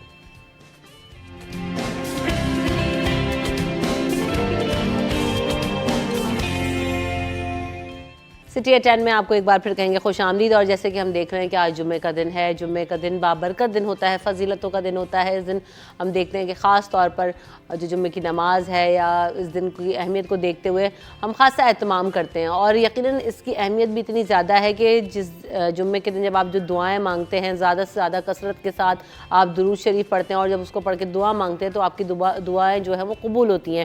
تو اس دن کو ضائع نہ کریں, اس دن کو اچھے طریقے سے یوز کریں, اس دن کو اللہ تعالیٰ کی عبادتوں میں جو ہے وہ سرو کریں اور اپنے لیے دعاؤں کا اہتمام کریں. اسی پر بات کرنے کے لیے ہمارے ساتھ علامہ صادق نقشبندی صاحب موجود ہیں. آپ کو ویلکم کرتے ہیں شو میں. کیسے ہیں علامہ صاحب؟ الحمدللہ. رمضان کے بعد اب ملاقات ہو رہی ہے آپ جی سے, جی جی طبیعت ٹھیک ہے؟ اللہ کا احسان ہے, بزرگوں کی دعائیں ہیں. میری طرف اشارہ کر کے کیوں کہہ رہے ہیں بزرگوں کی دعائیں؟ علامہ صاحب ابھی جمعے کا آج دن ہے اور یقیناً بڑا بابرکت دن ہے, فضیلتوں کا دن ہے, تو نماز بھی پڑھتے ہیں, تیاری بھی ہوتی ہے, لیکن اس کے ساتھ ساتھ کون سی ایسی خاص عبادات ہیں, کون سی ایسی چیزیں ہیں جن کا ہمیں اس جمعے والے دن اہتمام کرنا چاہیے؟ دیکھیں, جمعے کا دن کا اہتمام جو ہے نا ہم کرتے ہیں اذان خطبے کے وقت میں ہم بھاگتے ہیں مسجد کی طرف. جی. جبکہ بزرگوں کا طریقہ تو یہ تھا کہ وہ صبح کے ٹائم پر اندھیرا ہوتا تھا, اس اندھیرے میں وہ نکلتے تھے جمعے کی نماز کے لیے, جمعے کی مسجد کے لیے نکلتے تھے. حتیٰ کہ بعض تو ایسے بھی تھے جو اگر جمعے کا دن نماز کے لیے اگر پہنچتے ہو, اگر 3-4 افراد پہلے پہنچے ہوئے ہوتے تو وہ افسوس کرتے کہ ہائے افسوس کہ میں ان کے بعد پہ پہنچاؤں. تو یہ جمعے کا دن کی اہمیت کا تو یہ عالم ہے کہ بعض احادیث میں تو یہ آیا کہ عید الفطر سے بھی بڑھ کر مقام جمعے کا دن کا ہے. وجہ اس کی یہ ہے کہ جمعے کا دن جو ہے حضور نے فرمایا کہ قیامت برپا ہوگی, اور جمعے کی دن جو ہے وہ حضور نے ایک مقام پر فرمایا کہ اس دن ایک ایسی گھڑی ہے کہ اس گھڑی میں جو دعا مانگی جائے وہ اللہ کے بارگاہ میں قبول ہوتی ہے. اب آپ کہتے ہیں دعا قبول ہو, دعا قبول ہو, دعا قبول ہو, میں یہ مانگوں مجھے مل جائے. حضور نے تو ہم کو بتا دیا کہ بھئی جمعے کا دن ہے تو اس کو بندہ ضائع نہ کرے. بلکہ ایک حدیث شریف میں تو یہ آتا ہے, ابو یعلا شریف کتاب کا نام, اس کے اندر یہ حدیث ہے کہ جیسی مغرب جاتی ہے جمعرات کی اور جمعہ کا آغاز ہوتا ہے تو ہر 1 گھنٹے میں اللہ تعالیٰ 6 لاکھ افراد جن پر جہنم واجب ہو چکی ہوتی جمعے کی برکت سے ان کی بخشش فرما دیتا ہے. تو اب بتائیے کہ گھنٹہ 60 منٹ اور 6 لاکھ افراد, یعنی رفتار سیکنڈوں سے بھی زیادہ تیز چل رہی ہے خدا کے بارگاہ ہمیں بخشش کے ذریعے کو حاصل کرنے کا. سوال یہ نا کہ بخشش طلب تو کرے کوئی. رحمت حق بہانہ می جویت, خدا کی رحمت تو بہانہ ڈھونڈ رہی ہے. صحیح بات. اب معاملہ یہ کہ خدا تعالیٰ کی طرف سے ہمیں موقع مل رہا ہے, بشارت میرے آقا صلی اللہ علیہ وسلم عطا فرما رہے ہیں, عنایت فرما رہے ہیں. اب ہم مسلمان, ہم اپنے آپ کو ایمان کے دعویدار, ہمارا طریقہ ہونا یہ چاہیے کہ جمعے کے آنے سے پہلے استقبال ہو. جیسے عید آتی ہے ہم استقبال کرتے ہیں, عید الفطر, عید الاضحیٰ, مبارکباد دیتے ہیں, اچھا لباس پہنتے ہیں, خوشبو لگاتے ہیں. بلکہ بعض علماء نے تو جمعے کے دن غسل کرنے کو فرض تک کہا, جبکہ حکم یہ نہیں ہے. حکم تو یہ کہ سنت ہے غسل کرنا, مگر اتنی اہمیت دی گئی ہے. پھر اس دن جو ہے حضور نے فرمایا الجمعۃ عید للمؤمن, کی جمعہ مومن کے لیے عید کا دن ہے. تو اب اتنا برکت والا دن. پھر یہ جو دعا کی قبولیت کے بارے میں یہ بھی فرمایا گیا کہ جس وقت جو خطبہ دینے کا جو ٹائم ہوتا ہے, یا نماز کے بعد کا جو ٹائم ہوتا ہے, یا عصر کی نماز سے کے بعد کا جو ٹائم ہوتا ہے, یہ جو حضور نے فرمایا نا کہ جو جمعے کی دن دعا قبول ہوتی ہے, تو اس میں 2 اوقات کے بارے میں زیادہ راجح قول ہے, زیادہ امید ہے. تو اس لیے بندے کو چاہیے کہ کثرت سے درود پڑھے, اہتمام کرے, جمعے کے آغاز سے, جمعے کی اذان سے پہلے پہنچے. میرے والد صاحب سندھ کے رہنے والے ہیں, جنگشائی کے. ہمارے یہاں پر والد صاحب کے یہاں خطاب سننے کے لیے لوگ 11 بجے مسجد میں آ کر بیٹھ جاتے ہیں, 12 بجے مسجد میں آ کر بیٹھ جاتے ہیں. کراچی کے اندر تو معاملہ یہ ہے کہ اچھا, اس کا ثواب کتنا ہے؟ جی ہاں بالکل, بات تو ہے نا کہ اس کا ثواب اور اجر اتنا ہے کہ ہم اس کو امپورٹنس ہی نہیں دیتے. ایک تو آپ مسجد میں آ کر بیٹھے, وہ بیٹھنا بھی آپ کے لیے ثواب, چونکہ آپ انتظار نماز ہیں. حدیث شریف میں آتا ہے جو نماز کے انتظار میں جتنی دیر بیٹھا ہوتا ہے اس کو یوں سمجھو اس کو نماز ہی کا ثواب مل رہا ہے. سبحان اللہ. اور دوسرا یہ ہے کہ اللہ کے گھر میں, حضور نے فرمایا کہ جس کو اللہ کے گھر میں جو ہے وہ سکون ملتا ہے وہ اس کی ایمان کی علامت ہے. آج ہم مسجد میں آتے دیر سے ہیں, جاتے بہت, بھاگتے بڑی جلدی ہے. ہم کو ایسا لگتا ہے جیسے کہ بس یہ منافقت کی علامت ہے. منافق کو مسجد میں سکون نہیں ملے گا. مومن کو تو ایسا سکون ملے گا کہ آپ یوں سمجھے کہ اس کو آپ 5 اسٹار ہوٹل میں لے آئے, کسی محل میں لے آئے, اسی طرح اس کو اللہ کے گھر میں سکون ملے گا. تو اسی لیے بندے کو چاہیے کہ جمعے کے دن کثرت سے درود کو رکھے, اذان ہونے سے پہلے پہلے مسجد پہنچے, اچھا لباس پہنے, بچوں کو امامہ پہنا کر سجاوٹ کرا کر اور درود پاک کی کثرت کرتے ہوئے اللہ کے گھر کی طرف جاتے ہوئے خوشی کا ایک کیفیات کو محسوس کرتے ہوئے کہ بس یہ رسمن نہیں منائے, محبت سے منائے تاکہ اس کی برکتوں کو وہ سمیٹ سکے. اب جیسے آپ نے ذکر کیا نا کہ بچوں کو بھی بھیج کے اور تیار کر کے تیاری کرانا بہت زیادہ ضروری ہے. عموماً ہم گھروں میں یہ پریکٹس دیکھ رہے ہوتے ہیں کہ بڑے تو نماز پڑھنے کے لیے چلے جاتے ہیں, لیکن جو بچے ہوتے ہیں وہ ایسی گھر میں گھوم رہے ہوتے ہیں, اور جب تک آپ بچپن سے ان کو عادت نہیں ڈالیں گے اور جمعے کی اہمیت کے بارے میں, نماز کی اہمیت کے بارے میں, یا مسجد جانے کے آداب نہیں سکھائیں گے تو وہ بڑے ہو کر کیا مسجد جائے گا بچہ, یا آپ ایکسپیکٹ کر لیں کہ جی اب یہ لڑکا ہمارا نماز نہیں پڑھتا. تو آپ نے عادتیں ڈالی نہیں بچپن سے. تو یہ تیاری کرانا, بچوں کی اس کی اہمیت بتانا, اور والدین اگر والد مسجد جا رہے ہیں, والدہ گھر میں اہتمام کریں تو بچیوں کو بھی اسی طرح سے پریکٹس کرائیں. بچوں کے لیے کتنی لرننگ ہے اس ڈے میں؟ دیکھیں ایک بات تو یہ ہے کہ بچوں کی یہ لرننگ, بچوں کی تربیت خالی جمعے کا دن نہیں ہے, بلکہ اس کی آغاز ولادت سے. نہیں, ہمارا یہ ہے نا کہ ہم یہ کہہ رہے ہوتے ہیں جی چلو یہ تو چلے جائیں گے, بچے تو ہیں ابھی کر لیں گے, ابھی میں ان کو نہلا دوں, آپ سیکنڈری کر دیتے ہیں بچوں کو, پرائمری آپ کا ہونا چاہیے. ہاں بالکل. اصل میں یہ ہے کہ تربیت کے حوالے سے یہ ہے کہ آپ اس کی اہمیت کو بتائیں, علماء کی جو ہے بیانات سنوائیں اور لوگوں کو اویئرنیس دیا جائے. حتیٰ کہ ابھی میں چند دن پہلے اپنے والد صاحب کے ساتھ گیا تھا, پشاور بھی جانا ہوا, وہاں ایک شاہ صاحب سے ملاقات ہوئی اور ان کے بیٹے کا ایک محفل کوئٹہ گئے تھے, وہ لوگ وہاں سے واپس آ رہے تھے, ایکسیڈنٹ ہوا, بیٹے کا انتقال ہو گیا. بیٹے کا گاڑی سے ایکسیڈنٹ میں جو ہے نوجوان بیٹے کا انتقال ہوا, اور جیسے انتقال ہوا رات کا ٹائم تھا اور پہنچے تو ان کو گاڑی میں بٹھائے تو ان شاہ صاحب کے کپڑے وپڑے میں خون لگا. آپ نے کہا میرے پرانے کپڑے جو محفل میں پہن کر گیا تھا وہ 2 چینج کیا اور کہا پہلے عشاء کی نماز پڑھو. نوجوان بیٹا, ایک بیٹے کی گھٹنے کی ہڈی ٹوٹ گئی ہے, ایک بیٹا جو ہے وہ اس وقت جو ہے وہ انتقال ہوا, نوجوان بیٹا, اور وہ کہہ رہے ہیں سب کچھ ہو جائے گا, عشاء چلی گئی تو دوبارہ نہیں ملے گی. ان سے پھر ملاقات جب ہوئی تو انہوں نے کہا میں اپنے بچوں کی تربیت میں ان پر سختی تھی کہ نماز میں وہ ناغہ نہیں کریں گے, اور نہیں تو میں ان کو ڈنڈے سے بھی مارتا تھا. اور دیکھیں سختی کے ساتھ عمل ضروری ہے, یہ نہیں کہ آپ خالی بچوں کو کہتے رہیں, خود آپ بیٹھے ہوں جی بستر پہ اور آپ بچوں کو چاہیں کہ ایسا کر لیں, تو یہ بھی نہیں ہو سکتا ہے. کالر بھی ہمارے ساتھ, ان کو بھی شامل کر لیتے ہیں. السلام علیکم, کالر کہاں سے گفتگو کر رہے ہیں؟ وعلیکم السلام. رمشا کیسی ہیں آپ؟ میں ٹھیک ہوں. آیا آپ بتائیے آپ کیسے ہیں؟ آپ کو اور مفتی صاحب کو بہت سلام, اور مفتی صاحب سے ہم بہت کچھ سیکھتے ہیں اور ہمیں سب کو چاہیے ہم اپنے عالموں کی عزت کریں. بات یہ کال ڈراپ ہو گئی ہے, آیا آپ پھر کال کر لیجئے گا اور اپنے سوال کے ساتھ ضرور حاضر ہوئیے گا. تو اب میں یہ بھی پوچھنا چاہ رہی تھی علامہ صاحب آپ کہ ایک تو جمعے کے دن آپ نے نماز ادا کر لی, لیکن ساتھ ساتھ دعا کا اہتمام کس طرح سے کرنا ہے؟ درود شریف کا کہتے ہیں کہ کثرت سے پڑھیں, تو کون سا درود شریف پڑھ سکتے ہیں؟ کوئی بھی درود شریف پڑھ سکتے ہیں یا خاص اس دن کے لیے کچھ مختص ہے؟ ویسے تو اس دن جو بھی درود پڑھے اس کی بڑی بے شمار برکت ہے. ایک بڑے اچھے شخصیت تھے, وہ کہتے ہیں میں نماز کے لیے مسجد گیا, جمعے کی نماز پڑھی, جب نماز میں نے پڑھی تو کہا کہ اس میں خطیب صاحب جو ہے نا حضرت فاطمہ الزہرا کی عظمت اور ان کے مقام اور ان کے مناقب فرما رہے تھے. کہا جب سنا تو میرا دل باغ بہار ہوا. کہا کہ جب جمعے کی نماز پڑھی تو نماز کے بعد وہ کہتے ہیں کہ میں جو ہوں نا میں نے وہیں بیٹھ کر وہیں پر میں نے نماز جمعہ کے بعد وہیں مسجد میں نوافل پڑھے, اور پڑھنے کے بعد میں نے اللہ کے بارگاہ میں کہا کہ یہ سارے نمازوں کا تحفہ میں فاطمہ الزہرا کے بارگاہ میں پیش کرتا ہوں, اور عرض کیا کہ حضرت فاطمہ آپ حضور کے بارگاہ میں سفارش کریں کہ میرے لیے ولایت کا رستہ کھلے. اب عرض کیا یہ حال دل سنا دیا.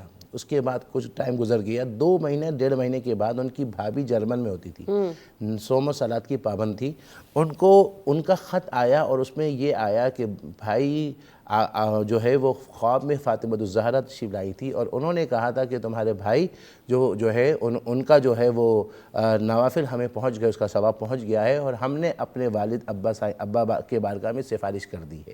اس کے بعد جو ہے وہ سلسلہ روحانیت اتنا ان کے لیے کھلا کہ وہ پھر ولایت کے مقام پر پہنچے. تو یہ ابھی میرے ذہن میں ان کا نام نہیں آ رہا, بہت مشہور شخصیت ہے, انہوں نے وہ کیا کہتے ہیں بہت مشہور وہ ہے یہ, اور خاص کر کے لوگوں نے بہت سنا ہے، میں بھی اکثر بیان میں بولتا رہتا ہوں، مگر ابھی نام اچانک ذہن یاد سے آ نکل جائے گا جب گیا، آپ تو میں عرض کر رہا تھا اسی طرح بندے کو چاہیے کہ کچھ نہ کچھ پڑھے نماز کے بعد، چونکہ حدیث شریف میں آتا ہے جمعے کی نماز کے بعد جو عصر تک بیٹھ کر عبادت اور ریاضت کرتا ہے، حضور فرماتے اللہ اس کو عمرے کا ثواب عطا فرماتا ہے، اور جو مغرب تک بیٹھتا ہے، جو نماز پڑھی، نماز پڑھنے کے بعد وہ تسلسل سے عبادت میں، دعاؤں میں، ذکر میں، تسبیحات میں، نوافل میں، عصر کے بعد نفل پڑھنا منع ہے، مگر یہ کہ جمعے کے بعد سے تو عصر تک جو ٹائم ہے وہ گریہ وزاری میں کرے، کیونکہ خدا کے گھر میں بیٹھے ہوئے ہیں، صحیح بات، خدا سے مانگ رہے ہیں، قبولیت کی گھڑیاں ہیں، تو حضور فرماتے ہیں جو مغرب تک کنٹینیو بیٹھتا ہے، دعائے استغفار، دعائیں مانگتا ہے، اللہ اس کو حج کا ثواب عطا فرماتا ہے۔ سبحان اللہ، عمرے اور حج کے ثواب کے لیے آپ دیکھیں نا کہ گھر بیٹھے آپ حاصل کر سکتے ہیں، مسجد میں بیٹھ کے حاصل کر سکتے ہیں۔ کالر بھی آ گئے ہمارے ساتھ، السلام علیکم۔ السلام علیکم۔ وعلیکم السلام۔ جی کیا پوچھنا چاہتے ہیں، کیا نام ہے آپ کا؟ میرا نام ہے کامران خان۔ جی کامران، مجھے سر یہ میرے 8 مہینے ہو گئے سر، یہ میری مطلب بیماری صحیح نہیں ہو رہی ہے۔ کیا بیماری ہے آپ کو؟ آتی ہے اور ایک چلی جاتی ہے، بہت سستے صدقات وغیرہ اللہ معاف کرے، بہت کچھ کیا ہے، بس اللہ پاک دیکھنے کوئی سایہ ہے یا کیا چیز ہے تو آپ بتا دیں تو۔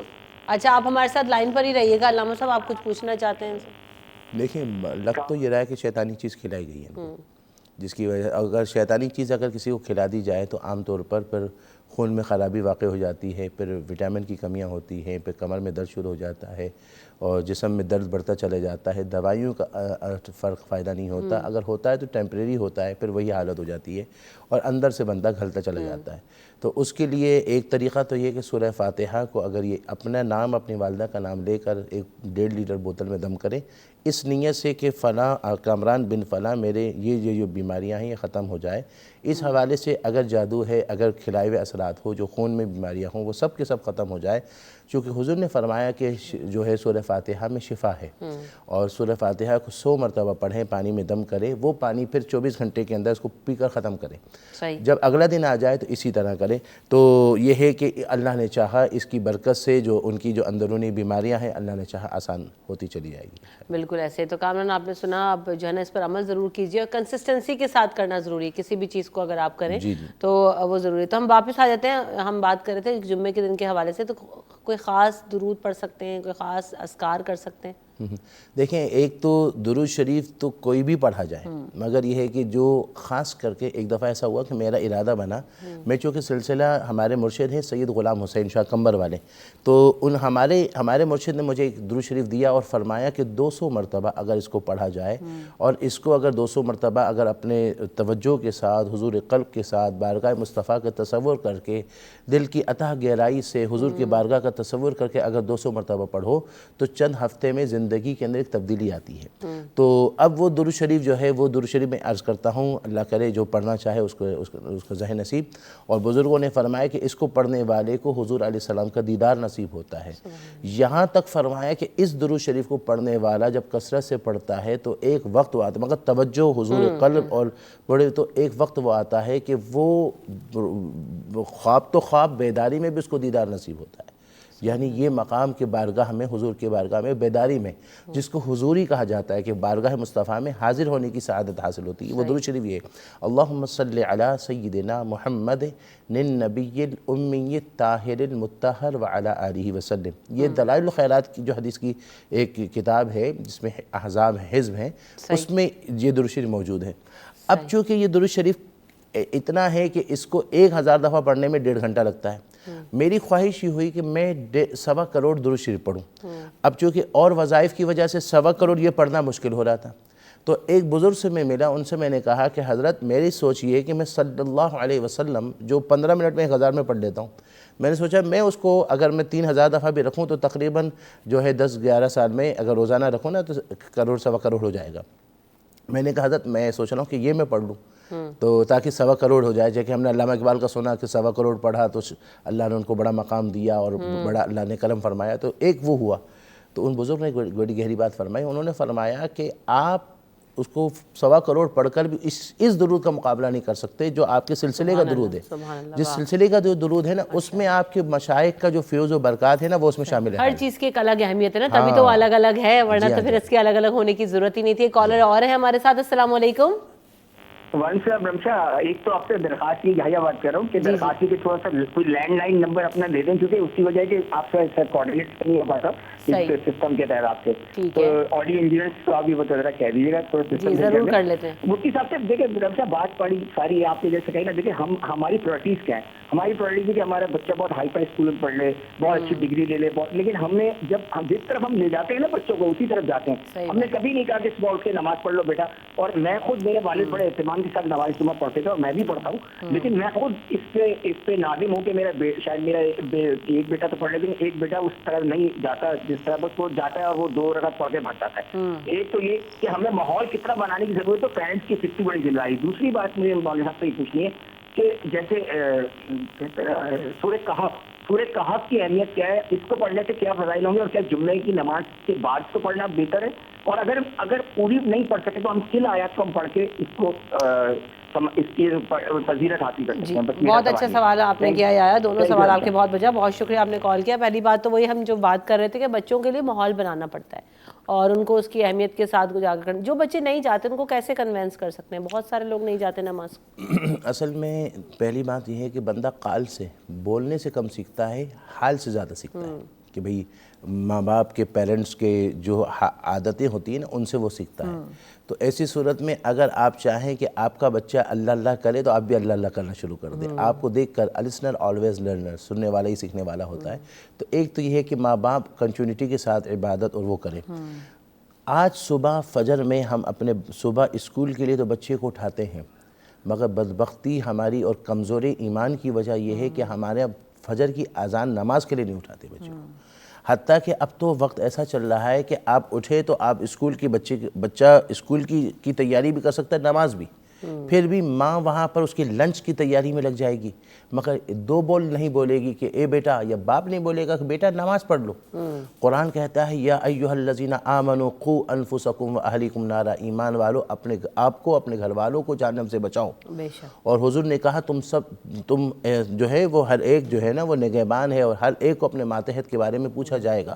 تو یہ باپ کی ذمہ داری ہے کہ صبح خود بھی اٹھے اور اپنے بچوں کو بھی اٹھائے. جو آفس جا رہا ہے بیٹا یا اسکول جا رہے ہیں بچے تو ان کو پابندی سے بھیجیں. اور یہاں پر یہ ہے کہ جس چیز کی عادت بنے گی وہ عادت میں پختگی آئے گی, اور ایک وقت آئے گا کہ پھر آپ کو بولنے کی ضرورت نہیں ہوگی, وہ خود کرے گا. تو اب یہ ہے کہ ایک تو آپ اپنی روٹین بنائی جائے اور اس کے ساتھ ساتھ بچے کو عادت بنائیں. تیسرا, بندہ مانوس ہوتا ہے یا تو اس کی بشارت سن کر یا اس کو نہ کرنے پر اس کے وعیدات سن کر. جب پتہ چلے کہ اگر نماز چھوڑ دیں تو قرآن نے کہا ہلاکت ہے, فویل للمصلین, ہلاکت ہے ان نمازوں کی. تو اب یہ ہلاکت بتایا جائے. حضور نے فرمایا کہ نماز الصلاۃ عماد الدین, نماز دین کا ستون ہے. اب یہ نہ پڑھنے والوں کو فرمایا کہ ہارون اور قارون اور فرعون کے ساتھ اس کا نتیجہ ہوگا. اصل یہ کہ آپ بچوں کے ساتھ وقت لگائیں, ٹائم اسپینڈ کریں, ان کو کاؤنسل کریں, تو پھر وہ جو ہے نا وہ اگری کر سکیں گے اور ہوگا. مجھے یہاں پر بریک کی طرف بھی پڑھنا ہے. بریک کے بعد جب واپس آئیں گے تو سورہ کہف کا بھی ذکر کیا اور اس حوالے سے بھی بات ہوگی کہ جمعے کے دن بہت اہم ہے اور اس کا اہتمام کب کر سکتے ہیں, کیسے پڑھ سکتے ہیں, اس پر بات ہوگی آفٹر دس بریک. اور ساتھ ساتھ آپ کی کالز بھی لیں گے تاکہ اگر آپ کچھ وظیفے وغیرہ پوچھنا چاہتے ہیں, کچھ دعاؤں کا اہتمام کرنا چاہتے ہیں تو ضرور پوچھیے. علامہ صاحب ہمارے ساتھ موجود ہوں گے بریک کے بعد.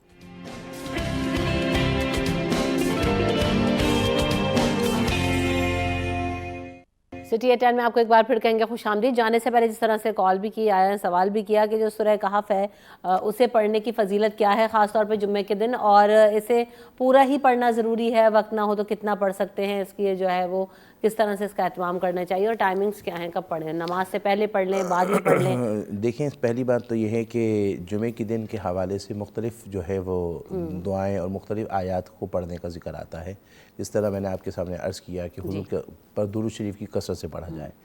اسی طرح سورہ کہف کے بارے میں بھی بڑی اس کی فضائل آتے ہیں جمعے کے دن پڑھنے میں. حضور نے فرمایا کہ جو اگر جمعے کے دن سورہ کہف کو پڑھتا ہے تو اللہ تعالیٰ اس کو پورا ہفتہ حفاظت میں لے لیتا ہے. اور ایک مقام پر فرمایا کہ وہ اس کے لیے پورا ہفتہ اس کے لیے نور کی طرح ہو جاتا ہے۔ اچھا، اب جو میرے علم کے مطابق جو میں نے جو احادیث جو پڑھی اس کے مطابق تو یہ کہ سورہ کہف پڑھا جائے۔ البتہ یہ ہے کہ اس کی جو آخر کی جو 4 آیتیں ہیں، ان الذین آمنوا وعملوا الصالحات والی جو حصے سے جو آخر کی جو 4 آیتیں ہیں، اس کے بارے میں بھی ایک خاص راز ہے۔ وہ خاص اس جمعے کے دن کے حساب سے نہیں ہے، وہ ایسا ہے کہ بندہ رات کو سوتا ہے تو صبح اٹھ کو آفس جانا ہے، ٹائم کے حساب سے وہ ڈسٹرب ہوتا ہے کہ میری آنکھ کھلے نہ کھلے، تو بزرگ فرماتے ہیں کہ آخر کی وہ 4 آیتوں کو اگر وہ پڑھتا ہے اور پڑھتے وقت یہ نیت کرے کہ اللہ اس سورہ کہف کی آخر کی 4 آیتوں کی برکت سے اللہ تبارک و تعالی جو ہے اس کو جو ہے وہ اس کو فلا ٹائم اس کی آنکھ کھل جائے، تو اس کے بارے میں بزرگ فرماتے ہیں کہ اس کی برکت سے اس کی آنکھ جو ہے وہ فلا ٹائم کھل جائے گی۔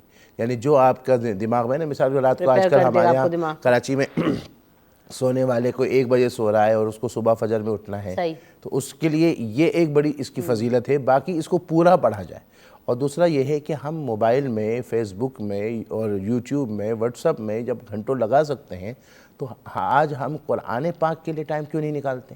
اور جس کی وجہ سے حضور نے فرمایا کہ اپنے گھروں کو جو ہے وہ اپنے گھروں کو جو ہے وہ قبرستان مت بناؤ، اور قبرستان مت بنانے سے مراد یہ ہے کہ اللہ کے گھر کے اندر قرآن پاک کی تلاوت کی جائے، وہ قرآن پاک کی تلاوت کی جائے۔ آج میری بہن گھروں میں سکون نہیں ہے، گھروں میں آنے والوں میں میاں بیوی میں رنجشیں ہیں، بچے نافرمان ہو رہے ہیں، شور شرابہ چل رہا ہے، وہاں سے وہ چیخ رہی ہے، وہاں سے وہ ڈانٹ رہے ہیں، وہاں سے وہ شرارتیں ہو رہی ہیں۔ وجہ کیا ہے کہ گھروں کی برکتیں ختم ہوتی جا رہی ہیں۔ اس کے لیے کہ آپ قرآن پاک کی تلاوت کو روٹین میں رکھا جائے۔ چونکہ حدیث شریف میں ایک مقام پر آتا ہے کہ حضور نے فرمایا، یہ حدیث شریف اس طرح ہے کہ جو رات کے ٹائم پر حضور نے فرمایا کہ رات کے ٹائم پر نماز پڑھو تو اونچی آواز میں تلاوت کرو، اور فرمایا تم اونچی آواز میں تلاوت کرو گے تو وہ جو تمہارے گھر میں جو مسلمان جنات ہوں گے وہ تمہارے ساتھ نماز میں شامل ہوں گے، اور وہ جو نماز میں شامل ہوں گے وہ تمہارے دوست اور تمہارے معاون بن جائیں گے، اور جب تمہارے ساتھ کوئی پریشانی ہوگی تو وہ پریشانی تمہارے سے دور کرتے جائیں گے۔ اب ایسی صورت اگر اس کی جگہ اگر گھر میں اس طرح کا سلسلہ نہیں ہوگا تو کافر جنات آباد ہوں گے، اور پھر وہاں پر گھروں کے اندر سے برکتیں ختم ہوتی جائیں گی، شیاطین ہوں گے، گھر سے برکت ختم ہو جائے گی۔ کالر بھی ہے ہمارے ساتھ۔ السلام علیکم۔ وعلیکم السلام، کیسی ہیں صاحب؟ الحمدللہ ٹھیک ٹھاک۔ آپ کا نام بتائیے اور کیا سوال پوچھنا چاہتے ہیں آپ علامہ صاحب سے؟ میں اسامہ بات کر رہا ہوں جی اسامہ۔ کراچی سے، اور علامہ صاحب سے میرا سوال یہ ہے کہ یہ جو نامحرم کو دعاؤں میں مانگا جاتا ہے کہ یہ صحیح ہے؟ نامحرم کو دعاؤں میں مانگنا صحیح ہے؟ مطلب شادی کے لیے پوچھ رہے ہیں آئی تھنک۔ دیکھیں بات یہ ہے کہ نامحرم کو کس مقصد کے لیے دعا کر رہا ہے وہ؟ کیا اس کا مقصد یہ ہے کہ اس کو گرل فرینڈ بنائے گا؟ تو وہ تو حرام ہے۔ اگر اس کے برعکس اگر وہ یہ چاہتا ہے کہ اگر فلاں جو ہے وہ اس کے ہم سفر بن جائے تو اس میں تو آپ اس کو تو نامحرم کو اپنے محرم بنانا چاہ رہے ہیں نا، تو اس کے لیے تو قرآن نے خود فرمایا کہ آپ دعا مانگی کہ ربنا حب لنا من ازواجنا وذریاتنا قرۃ اعین، کہ اللہ ہمیں بیوی ایسی عطا فرما، ایسی اولاد عطا فرما جو ہماری آنکھوں کی ٹھنڈک ہو۔ تو اس صورت میں یہ ہے کہ آپ اگر جو ان کی اب سوال کی نیت کیا ہے وہ یہی جانتے ہیں یا اللہ جانتا ہے، تو مقصود کلام یہ ہے کہ اس دعا کے بارے میں تو بزرگوں نے کہا کہ جو چاہتا ہے کہ اس کو اچھی ہم سفر ملے یا اس کی اولاد نیک ہو، ایسی نیک ہو کہ اس کی آنکھوں کی ٹھنڈک بنے، اور کیا کہتے ہیں تو اس صورت میں اس آیت کو نماز کے بعد بھی پڑھا جائے۔ بلکہ بعض بزرگوں نے تو یہاں تک کہا کہ آپ جب آخر میں جب نماز تحیات پڑھ کر اور درود ابراہیمی پڑھ کر جب فارغ ہوتے ہیں تو آپ اس آیت مقدسہ کو پڑھیں، تو اس کی برکت سے اللہ تعالیٰ آپ کو ایسی محرم عطا فرمائیں گے یا ایسی جو اولاد دیں گے جو بڑی نیک اور پرہیزگار ہوں گی انشاءاللہ۔ صحیح، ماشاءاللہ۔ اچھا، آپ اس کا ذکر کر رہے تھے سورہ کہف کا بھی، تو ایک اور چیز مجھے یاد آئی کہ شروع کی 10 آیتوں کو کہتے ہیں نا کہ وہ دجال سے فتنے کے بچاؤ کا جو ہے وہ بھی سبب ہوگا۔ ابھی یہ جو دور چل رہا ہے ہمارے یہاں، ہم اتنی کنٹروورسیز کا شکار ہیں، ہم اتنے تذبذب کا شکار ہیں، پریشانیاں ہیں، تو ان کو یاد کرنا اور کثرت سے پڑھنا یہ کتنا ضروری ہے جمعے کے دن؟ دیکھیں ایک بات تو یہ ہے کہ ہم سب سے بڑی بات یہ ہے کہ ہم نے قرآن کو بھی آخرت کی چھوڑ دیا، تیاری بھی کیا ہے ہماری، قرآن کو بھی چھوڑ دیا۔ ہماری زندگی کا صرف مقصد اب صرف 2 رہا گیا۔ بچہ پیدا ہوا، تھوڑا سا بڑا ہوا، حتیٰ کہ اب وہ ہم اس کو فوراً اسکول میں ایڈمیشن کروائیں گے کہ وہ پڑھے پڑھے پڑھے یہاں تک کہ پڑھے، تو یہ ساری زندگی، اور پھر اس کے بعد پھر ایک وقت آئے گا اس کی تعلیم کے بعد اس کی ایجوکیشن، اس کی جو ہے نوکری، ہاں، یہاں تک کہ اس کی وہ مال کمانا۔ تو قرآن کہتا ہے المال والبنون زینت الحیات الدنیا کی، یہ مال اور اولاد یہ جو ہے دنیا کی زینتیں ہیں، کمانے سے منع نہیں کیا، مگر مقصد یہ ہے کہ اسی میں اپنے دل کو لگا دینا، قرآن نے اس کو منع کیا، فرمایا یا ایھا الذین آمنوا لا تلہکم اموالکم ولا اولادکم عن ذکر اللہ، ایمان والو تمہاری اولاد تمہاری اولاد اللہ کے ذکر سے تم کو غافل نہ کر دے۔ مقصد یہ کہ مال کمایا جائے مگر مقصود اللہ کی رضا رکھا جائے، اللہ کو راضی کرنا مقصود رکھا جائے، اور اس کے لیے قرآن پاک اللہ کا کلام ہے، اللہ رب ذوالجلال کا کلام ہے، اور اس کلام کو اپنے زندگی کے اندر پیوست رکھیں۔ جس طرح ابھی میں نے دوران گفتگو عرض کیا کہ وہ جو شاہ صاحب کی جن کے نوجوان بیٹے کا جو انتقال ہوا، شہید ہوئے ایکسیڈنٹ میں، اور دوسرے بیٹے کی گھٹنے کی ہڈی ٹوٹ گئی، انہی کے والد تھے، ان کے بارے میں آتا تھا کہ وہ ایک دن میں 3 قرآن پاک پڑھ لیا کرتے تھے۔ ان کی روٹین ایسی تھی کہ ان کی زبان روک ہی نہیں پاتی تھی، وہ واش روم میں بھی جاتے تھے، وہ اپنے زبان کو روکتے تھے کہ یہاں کلام نہ پڑھ پاؤں، یعنی وہ اللہ کے کلام ان کے وجود میں سرایت کر گیا تھا۔ صحیح بات، اللہ کے کلام تو اب اسی لیے حضور نے فرمایا کہ اقرأوا القرآن فإنہ یأتی یوم القیامت شفیعا، قرآن پڑھو بے شک یہ قیامت کے دن تمہاری شفاعت کرے گا۔ اور قرآن نے ایک مقام پر کہا کہ یہی قرآن جو شفاعت کرے گا، اللہ کے بارگاہ میں اللہ کی کلام کی شفاعت ہوگی اور اس گناہگار کی بخشش ہوگی، مگر وہ بندہ جس نے قرآن چھوڑ دیا۔ قرآن فرماتا ہے وقال الرسول یا رب ان قوم اتخذوا هذا القرآن مہجورا، کہ رسول فرمائیں گے اے میرے رب میری اس قوم نے قرآن چھوڑ دیا۔ اب جس محبوب کی اللہ کے بارگاہ میں جس کی شفاعت حضور کریں گے، حضور بخاری میں آتا ہے کہ اللہ اس کی شفاعت قبول فرمائے گا، اور جس کی حضور شکایت کریں گے اس نے قرآن چھوڑ دیا، بتائیے اس کا کیا حال ہوگا۔ لہٰذا اپنی زندگی کے اندر اب ایک ساتھ آپ کو یہ نہیں کہہ رہے ہیں کہ آپ 7 سپارے پڑھیں، آپ اسٹیپ بائی اسٹیپ آپ 5 منٹ فجر کی نماز پڑھیں، نماز سے فارغ ہوئے وہیں قرآن پاک اٹھائیں، بچوں کو بٹھائیں۔ پہلے کتنا اچھا موقع ہوتا تھا، بچپن میں نانیاں دادیاں بچوں کو بٹھا کر قرآن پڑھتے تھے، یہ آج رمضان شریف میں فجر کے بعد یا فجر سے پہلے قرآن کی تلاوت ہوتی ہے۔ زندگی کے اندر روٹین بنا دیں، اگر آفس جانا ہے اسکول جانا ہے ٹائم نہیں ہے، جو ہے وہ عصر کے بعد گھر میں بیٹھیں قرآن پاک پڑھیں، ایک ٹائم ضرور فکس کریں اپنے گھر میں، اس قرآن پاک کو پڑھتے ہوئے اس کے ساتھ اس کا ترجمے کو پڑھیں، اس کی تشریح کو پڑھیں، علماء اچھے صحیح علماء کے بیانات کو سنیں۔ صحیح، بالکل۔ ایک کالر بھی ہیں، ان کو بھی شامل کر لیتے ہیں۔ السلام علیکم۔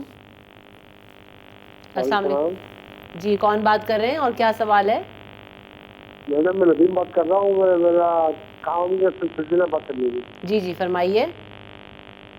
میڈم بہت دن سے کام کرنی لگ رہا میرا۔ کیا کام کرتے ہیں آپ؟ تو طبیعت بھی صحیح نہیں میری۔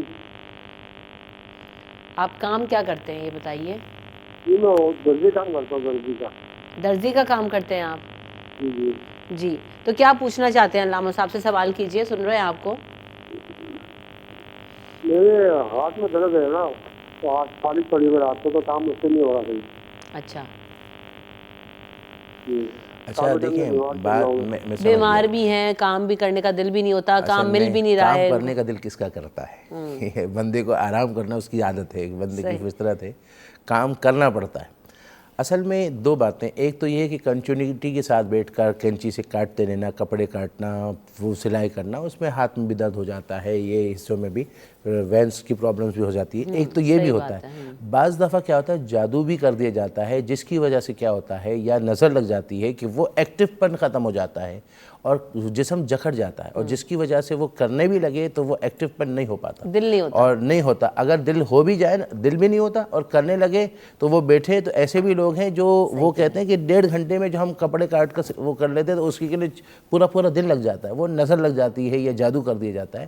اگر سورہ فلق اور سورہ ناس کو یا اپنا نام اپنی والدہ کا نام لے کر تصور کر کے، پہلے تو یہ بھی عادت ہے سستی چھوڑے، تو اب اس صورت میں وہ سورہ فلق سورہ ناس کو پڑھے، پانی میں دم کرے، تصور کرے اپنا نام اپنی امی کا نام کہ میں سلائی کا کام اچھا کر سکوں، اور جو میں سلائی کا کام کروں اور وہ مجھ سے ہو سکے، میرے ہاتھ کا درد اگر یہ جادو کی وجہ سے ہے یا نظر لگ گئی ہے، ہائے ہے، وہ ختم ہو جائے، ایکٹیو پن ہو، اور پھر 40 مرتبہ پڑھ کر پانی میں یہ بوتل میں دم کر دیں، پھر وہ پانی پئیں، اور اسپرے ہو تو اپنے پر اسپرے کر لیا کریں۔ اچھا وہ اپنے ہاتھ پر جب کام کرنے لگے تو اسپرے کر لیں۔ اب وہ درد اگر جاتا ہے تو اس کا مطلب وہ نیگیٹیوٹی تھی، وہ جادو کا یا نظر یا کوئی جیلسی کی وجہ سے ہائے لگ گئی تھی، وہ اثر چلا گیا۔ اور اگر نہیں جا رہا تو اس کا مطلب وہ کوئی بیماری کا معاملہ ہے، تو اس صورت میں یہ ہے کہ وہ بندہ پھر بیماری کے لیے کسی ڈاکٹر کو دکھا دے تو اللہ نے چاہا آسانی ہوگی۔ دوسرا انہی کے ذریعے لوگوں کو یہ بھی میں بتاتا ہوں کہ آپ چاہتے ہیں گاہک زیادہ زیادہ آئے تاکہ مال کمائیں، ہاں تو جیب کاٹیں. میں تو حیران ہوں، کہہ رہے ہیں درزی کا کام نہیں ہے، عورتوں کے تو کپڑے سلنا بند ہی نہیں ہوتے. ہاں ہاں نہیں ہمارے پاس تو ایسے بھی درزی آ رہے جو کہہ رہے ہیں ہم خالی بیٹھے ہوئے ہیں. وہ اصل میں ریڈی میڈ بھی بہت ہو گیا نا. ہاں وہ نہیں، وہ پھر ہم جب ان کا کچھ روحانی علاج کرتے ہیں اس کے بعد ان کے بعد گاہک آنا شروع ہو جاتے ہیں. اس کا مطلب جادوئی رکاوٹیں بھی ہیں.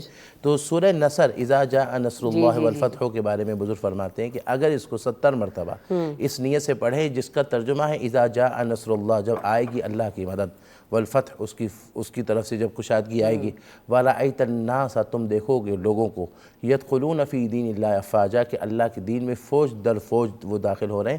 اس آیت میں آ رہا ہے اللہ کی مدد کا ذکر آ رہا ہے اور لوگوں کی آمد کا ذکر ہو رہا ہے، اور وہ بھی فوج در فوج آنے کا ذکر ہو رہا ہے. پھر آگے اس کی تسبیح کا، اس کی بخشش کا ذکر جو آ رہا ہے. اس کے بارے میں کہتے ہیں کہ اگر آپ کے آفس میں، آپ کے دکان میں، آپ کے کمپنی میں گاہک زیادہ لوگ آئیں تو اس کے لیے 70 مرتبہ اگر اس کو پڑھیں، اس سے سورہ فلق سورہ ناس سے جادو ٹونا ہٹے گا، نیگیٹیوٹی ہٹے گی، جیلسی ہٹے گی، اس سے گاہک کی آمد بڑھے گی انشاءاللہ. صحیح. انشاءاللہ تو آپ یہ دونوں چیزیں پڑھ سکتے ہیں کثرت کے ساتھ. اور آپ کچھ برکت کا بھی بتا رہے تھے، برکت کے لیے اور خیر و برکت کے لیے، رزق کے لیے، کیونکہ ابھی دیکھیں نا کہ یہ جو بات کر رہے ہیں کہ کام نہیں ہے، رزق کے حصول کے لیے سب لوگ کر رہے ہیں، تو اس میں برکت کا وظیفہ کچھ آپ بتا سکتے ہیں؟ جی ایک تو یہ ہے کہ بات یہ ہے کہ اپنے کمائی کے اندر کوشش کی جائے کہ حلال رکھا جائے، کیونکہ حلال نہیں ہوگا تو کثرت تو ہوگی، برکت نہیں ہوگی. تو اس صورت میں کوشش کریں جو بھی کوئی بندہ کام کر رہا ہے وہ اپنا کام ایمانداری سے کرے، پورا جو اس کی جو ذمہ داری ہے وہ اس کو کرے. ایک وظیفہ ہے، یہ میرا اپنا بچپن میں یہ اپنا تجربہ کیا اور جس کو بتایا. ایسے بھی لوگ ہیں جن کا کہنا یہ ہے کہ ہمارا 1 مہینے کا راشن 1.5 مہینہ چلا، اور کہتے ہیں، اور بچپن میں اگر ابو خرچی دیتے تھے، اگر وہ کیا کہتے ہیں وہ پڑھا تو دن ختم ہو گئے اور پیسے بچ گئے، اور نہیں پیسے بچ گئے، اور نہیں پڑھا پیسے نہیں ختم. ہاں اور جی اور اگر نہیں پڑھا تو پیسے ختم ہو گئے، دن رہ گئے. تو وہ وظیفہ بہت آسان ہے. اللہ تعالیٰ کے کلام کی 4 صورتیں ہیں. سورہ قریش ہے، سورہ کافرون ہے، سورہ لہب ہے، سورہ اخلاص ہے. درود شریف پڑھا جائے اول آخر 3 دفعہ درود شریف.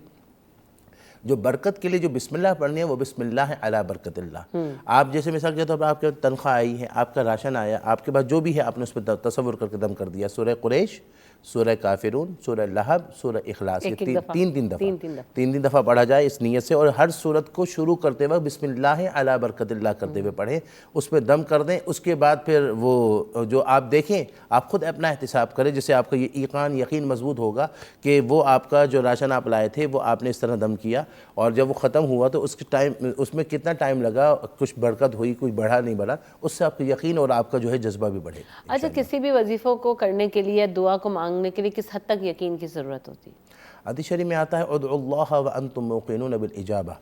ایک تو یہ ہے کہ حضور نے کہا اللہ سے دعا مانگو اس حال میں کہ یقین ہو اس کی قبولیت کا، اور قبولیت کا یقین ہو، اور اس کے ساتھ ساتھ یہ ہے کہ آپ جو مانگ رہے ہیں وہ حضور قلب بھی ہو. آپ دعا تو مانگ رہے ہیں مگر خیال آپ کا کہیں اور چل رہا ہے، پھر ایسی صورت میں وہ دعائیں قبول نہیں ہوں گی جو آپ زبان سے تو فرفر بول رہے ہیں، بلکہ یہ تو میں کہوں گا کہ آپ بارگاہ خدا میں بیٹھ کر یہ ادھر ادھر خیال گھمائیں. یہ تو بہت بڑا وہ ہوگا. وہ تو دلوں کے حال جانتا ہے، وہ تو انہ علیم بذات الصدور، وہ دلوں کے بھید جانتا ہے، وہ تو جان رہے تم دل میں تمہارا کیا چل رہا ہے. پھر سب سے بڑی بات امن یجیب المضطر اذا دعاہ ویکشف السوء. قرآن کہتا ہے کون ہے جو جواب دیتا ہے جب بندہ بے قرار ہو کر دعا مانگے تو اس کی جو ہے وہ تکلیف کو دور کر دے. یہ کون ہے جو بے قرار ہو کر دعا مانگے، اس کی کون ہے جو جواب دیتا ہے جب بے قرار ہو کر.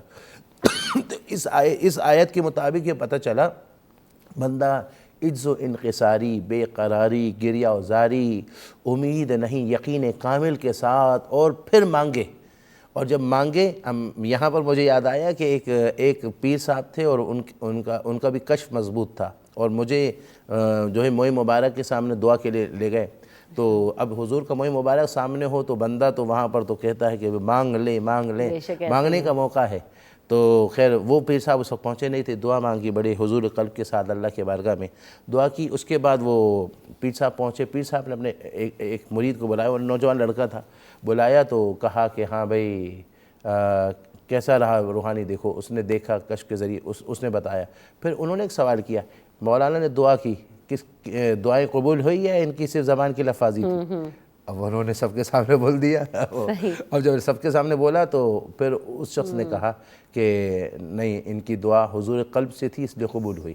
تو اللہ کے بارگاہ میں بندہ مذاق نہ کرے، دل سے مانگے، یقین کامل رکھ کر مانگے، بالکل ایسے ایک کالر اور دوسروں سے منگوائیں، دوسروں سے بھی دعائیں جلدی قبول ہوتی ہیں، لیکن وہ بھی بات وہی ہے کہ وہ ان کا بھی فیل کیا ہے، یہ بھی چیزیں میٹر کرتی ہیں۔ السلام علیکم، ایک اور کالر ہے ہمارے ساتھ، کون اور کہاں سے گفتگو کر رہے ہیں؟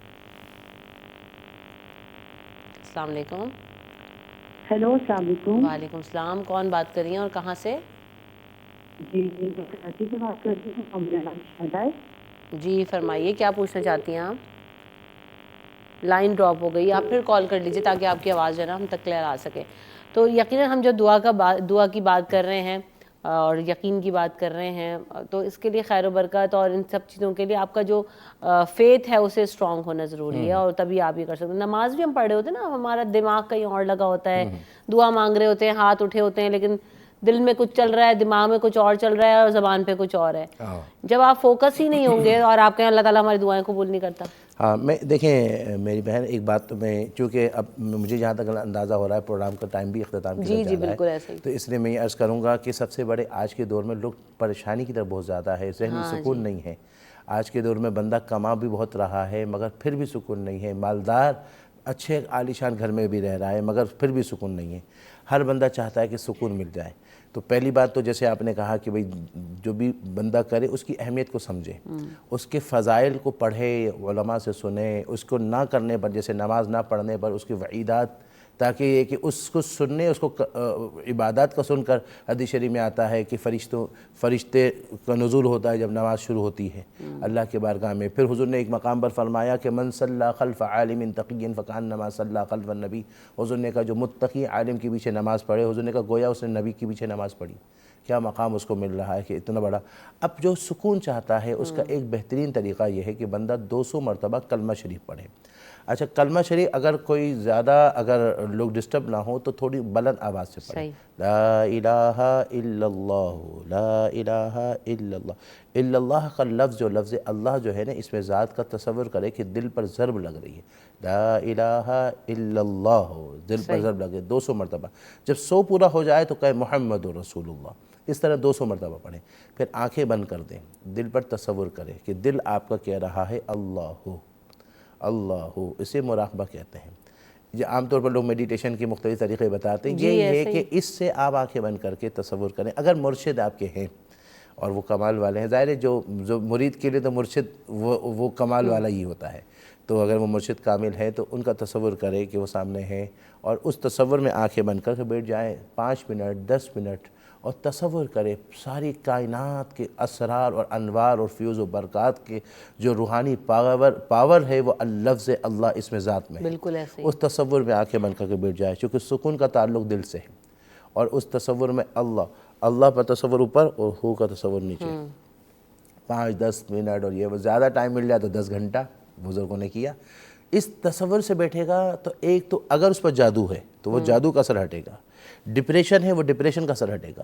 بزرگوں نے یہاں تک کہا کہ جو آپ زبان سے ذکر کرتے ہیں، سورہ مزمل پڑھ رہے ہیں، حزب البحر پڑھ رہے ہیں، مختلف وظائف پڑھ رہے ہیں، وہ قوت ظاہری ہے، اور یہ جو آپ ورد کر رہے ہیں یہ قوت باطنی، اس کی طاقت جو ہے اس سے زیادہ ہے، صحیح، اس سے زیادہ ہے۔ تو اس سے کیا ہوگا کہ ڈپریشن بھی ختم ہوگا، نگیٹیوٹی بھی ختم ہوگی، سکون بھی ہوگا، بلکہ جب آپ کی روٹین ہوگی تو گھروں میں جو ہے وہ آپ کی ذکر کی برکت سے گھروں میں بھی برکت شروع ہو جائے۔ آپ یہ دیکھیں نا کہ یہ انرجی تو ٹرانسفارم ہوتی ہے نا، اب گھر والوں سے ہی گھر میں سکون، برکت اور رونق اور کشادگی ہوتی ہے۔ اب گھر والے ہی سکون میں نہ ہو، گھر میں ہی برکتیں نہ ہو، گھر والے ہی ڈپریشن کا شکار ہوں، پریشانی کا شکار ہوں، عبادتوں کا اہتمام نہ کرتے ہیں، تو گھر میں کیسے؟ آپ نے کہا نا کہ آپ جب نماز پڑھنے کھڑے ہوتے ہیں، گھر میں تلاوت کا اہتمام کیا جاتا ہے، تو گھر میں جو اچھے فرشتے ہوتے ہیں وہ آپ کے ساتھ کھڑے جاتے ہیں، تو یہ پورا ایک اورا بن جاتا ہے، اور یہ پورا ایک آپ کہیں نا کہ یہ جو انرجیز ہیں یہ ٹرانسفارم ہوتی ہیں، سائنس بھی اس پر کہتی ہے۔ تو ہمیں وہی ضرورت ہے کہ ہم نہ صرف اہتمام کریں بلکہ صدق دل کے ساتھ کریں، اور پورے جو ہے وہ انہماک کے ساتھ کریں، تاکہ جو بھی ہم عبادت کریں، بھلے قلیل کریں یا زائد کریں، لیکن جتنا بھی کریں، جو بھی پڑھیں، اپنے خلوص کے ساتھ، دل جمعی کے ساتھ، دل لگئی کے ساتھ اور یقین کے ساتھ کریں، تو یقیناً دعائیں قبول ہوتی ہیں. بہت شکریہ علامہ ساجد نقشبندی صاحب, آپ ہمیشہ وقت دیتے ہیں اور بڑی سیر حاصل آپ سے گفتگو رہتی ہے, سیکھنے کا موقع ملتا ہے, اور اللہ تعالیٰ واقعی قبول فرمائے. آپ جب سب دعاؤں کے لیے ہاتھ اٹھائیں تو مجھے, علامہ صاحب کو, میری پوری ٹیم کو اپنی دعاؤں میں ضرور یاد رکھیے گا. اپنا خیال رکھیے گا. اللہ نگہبان.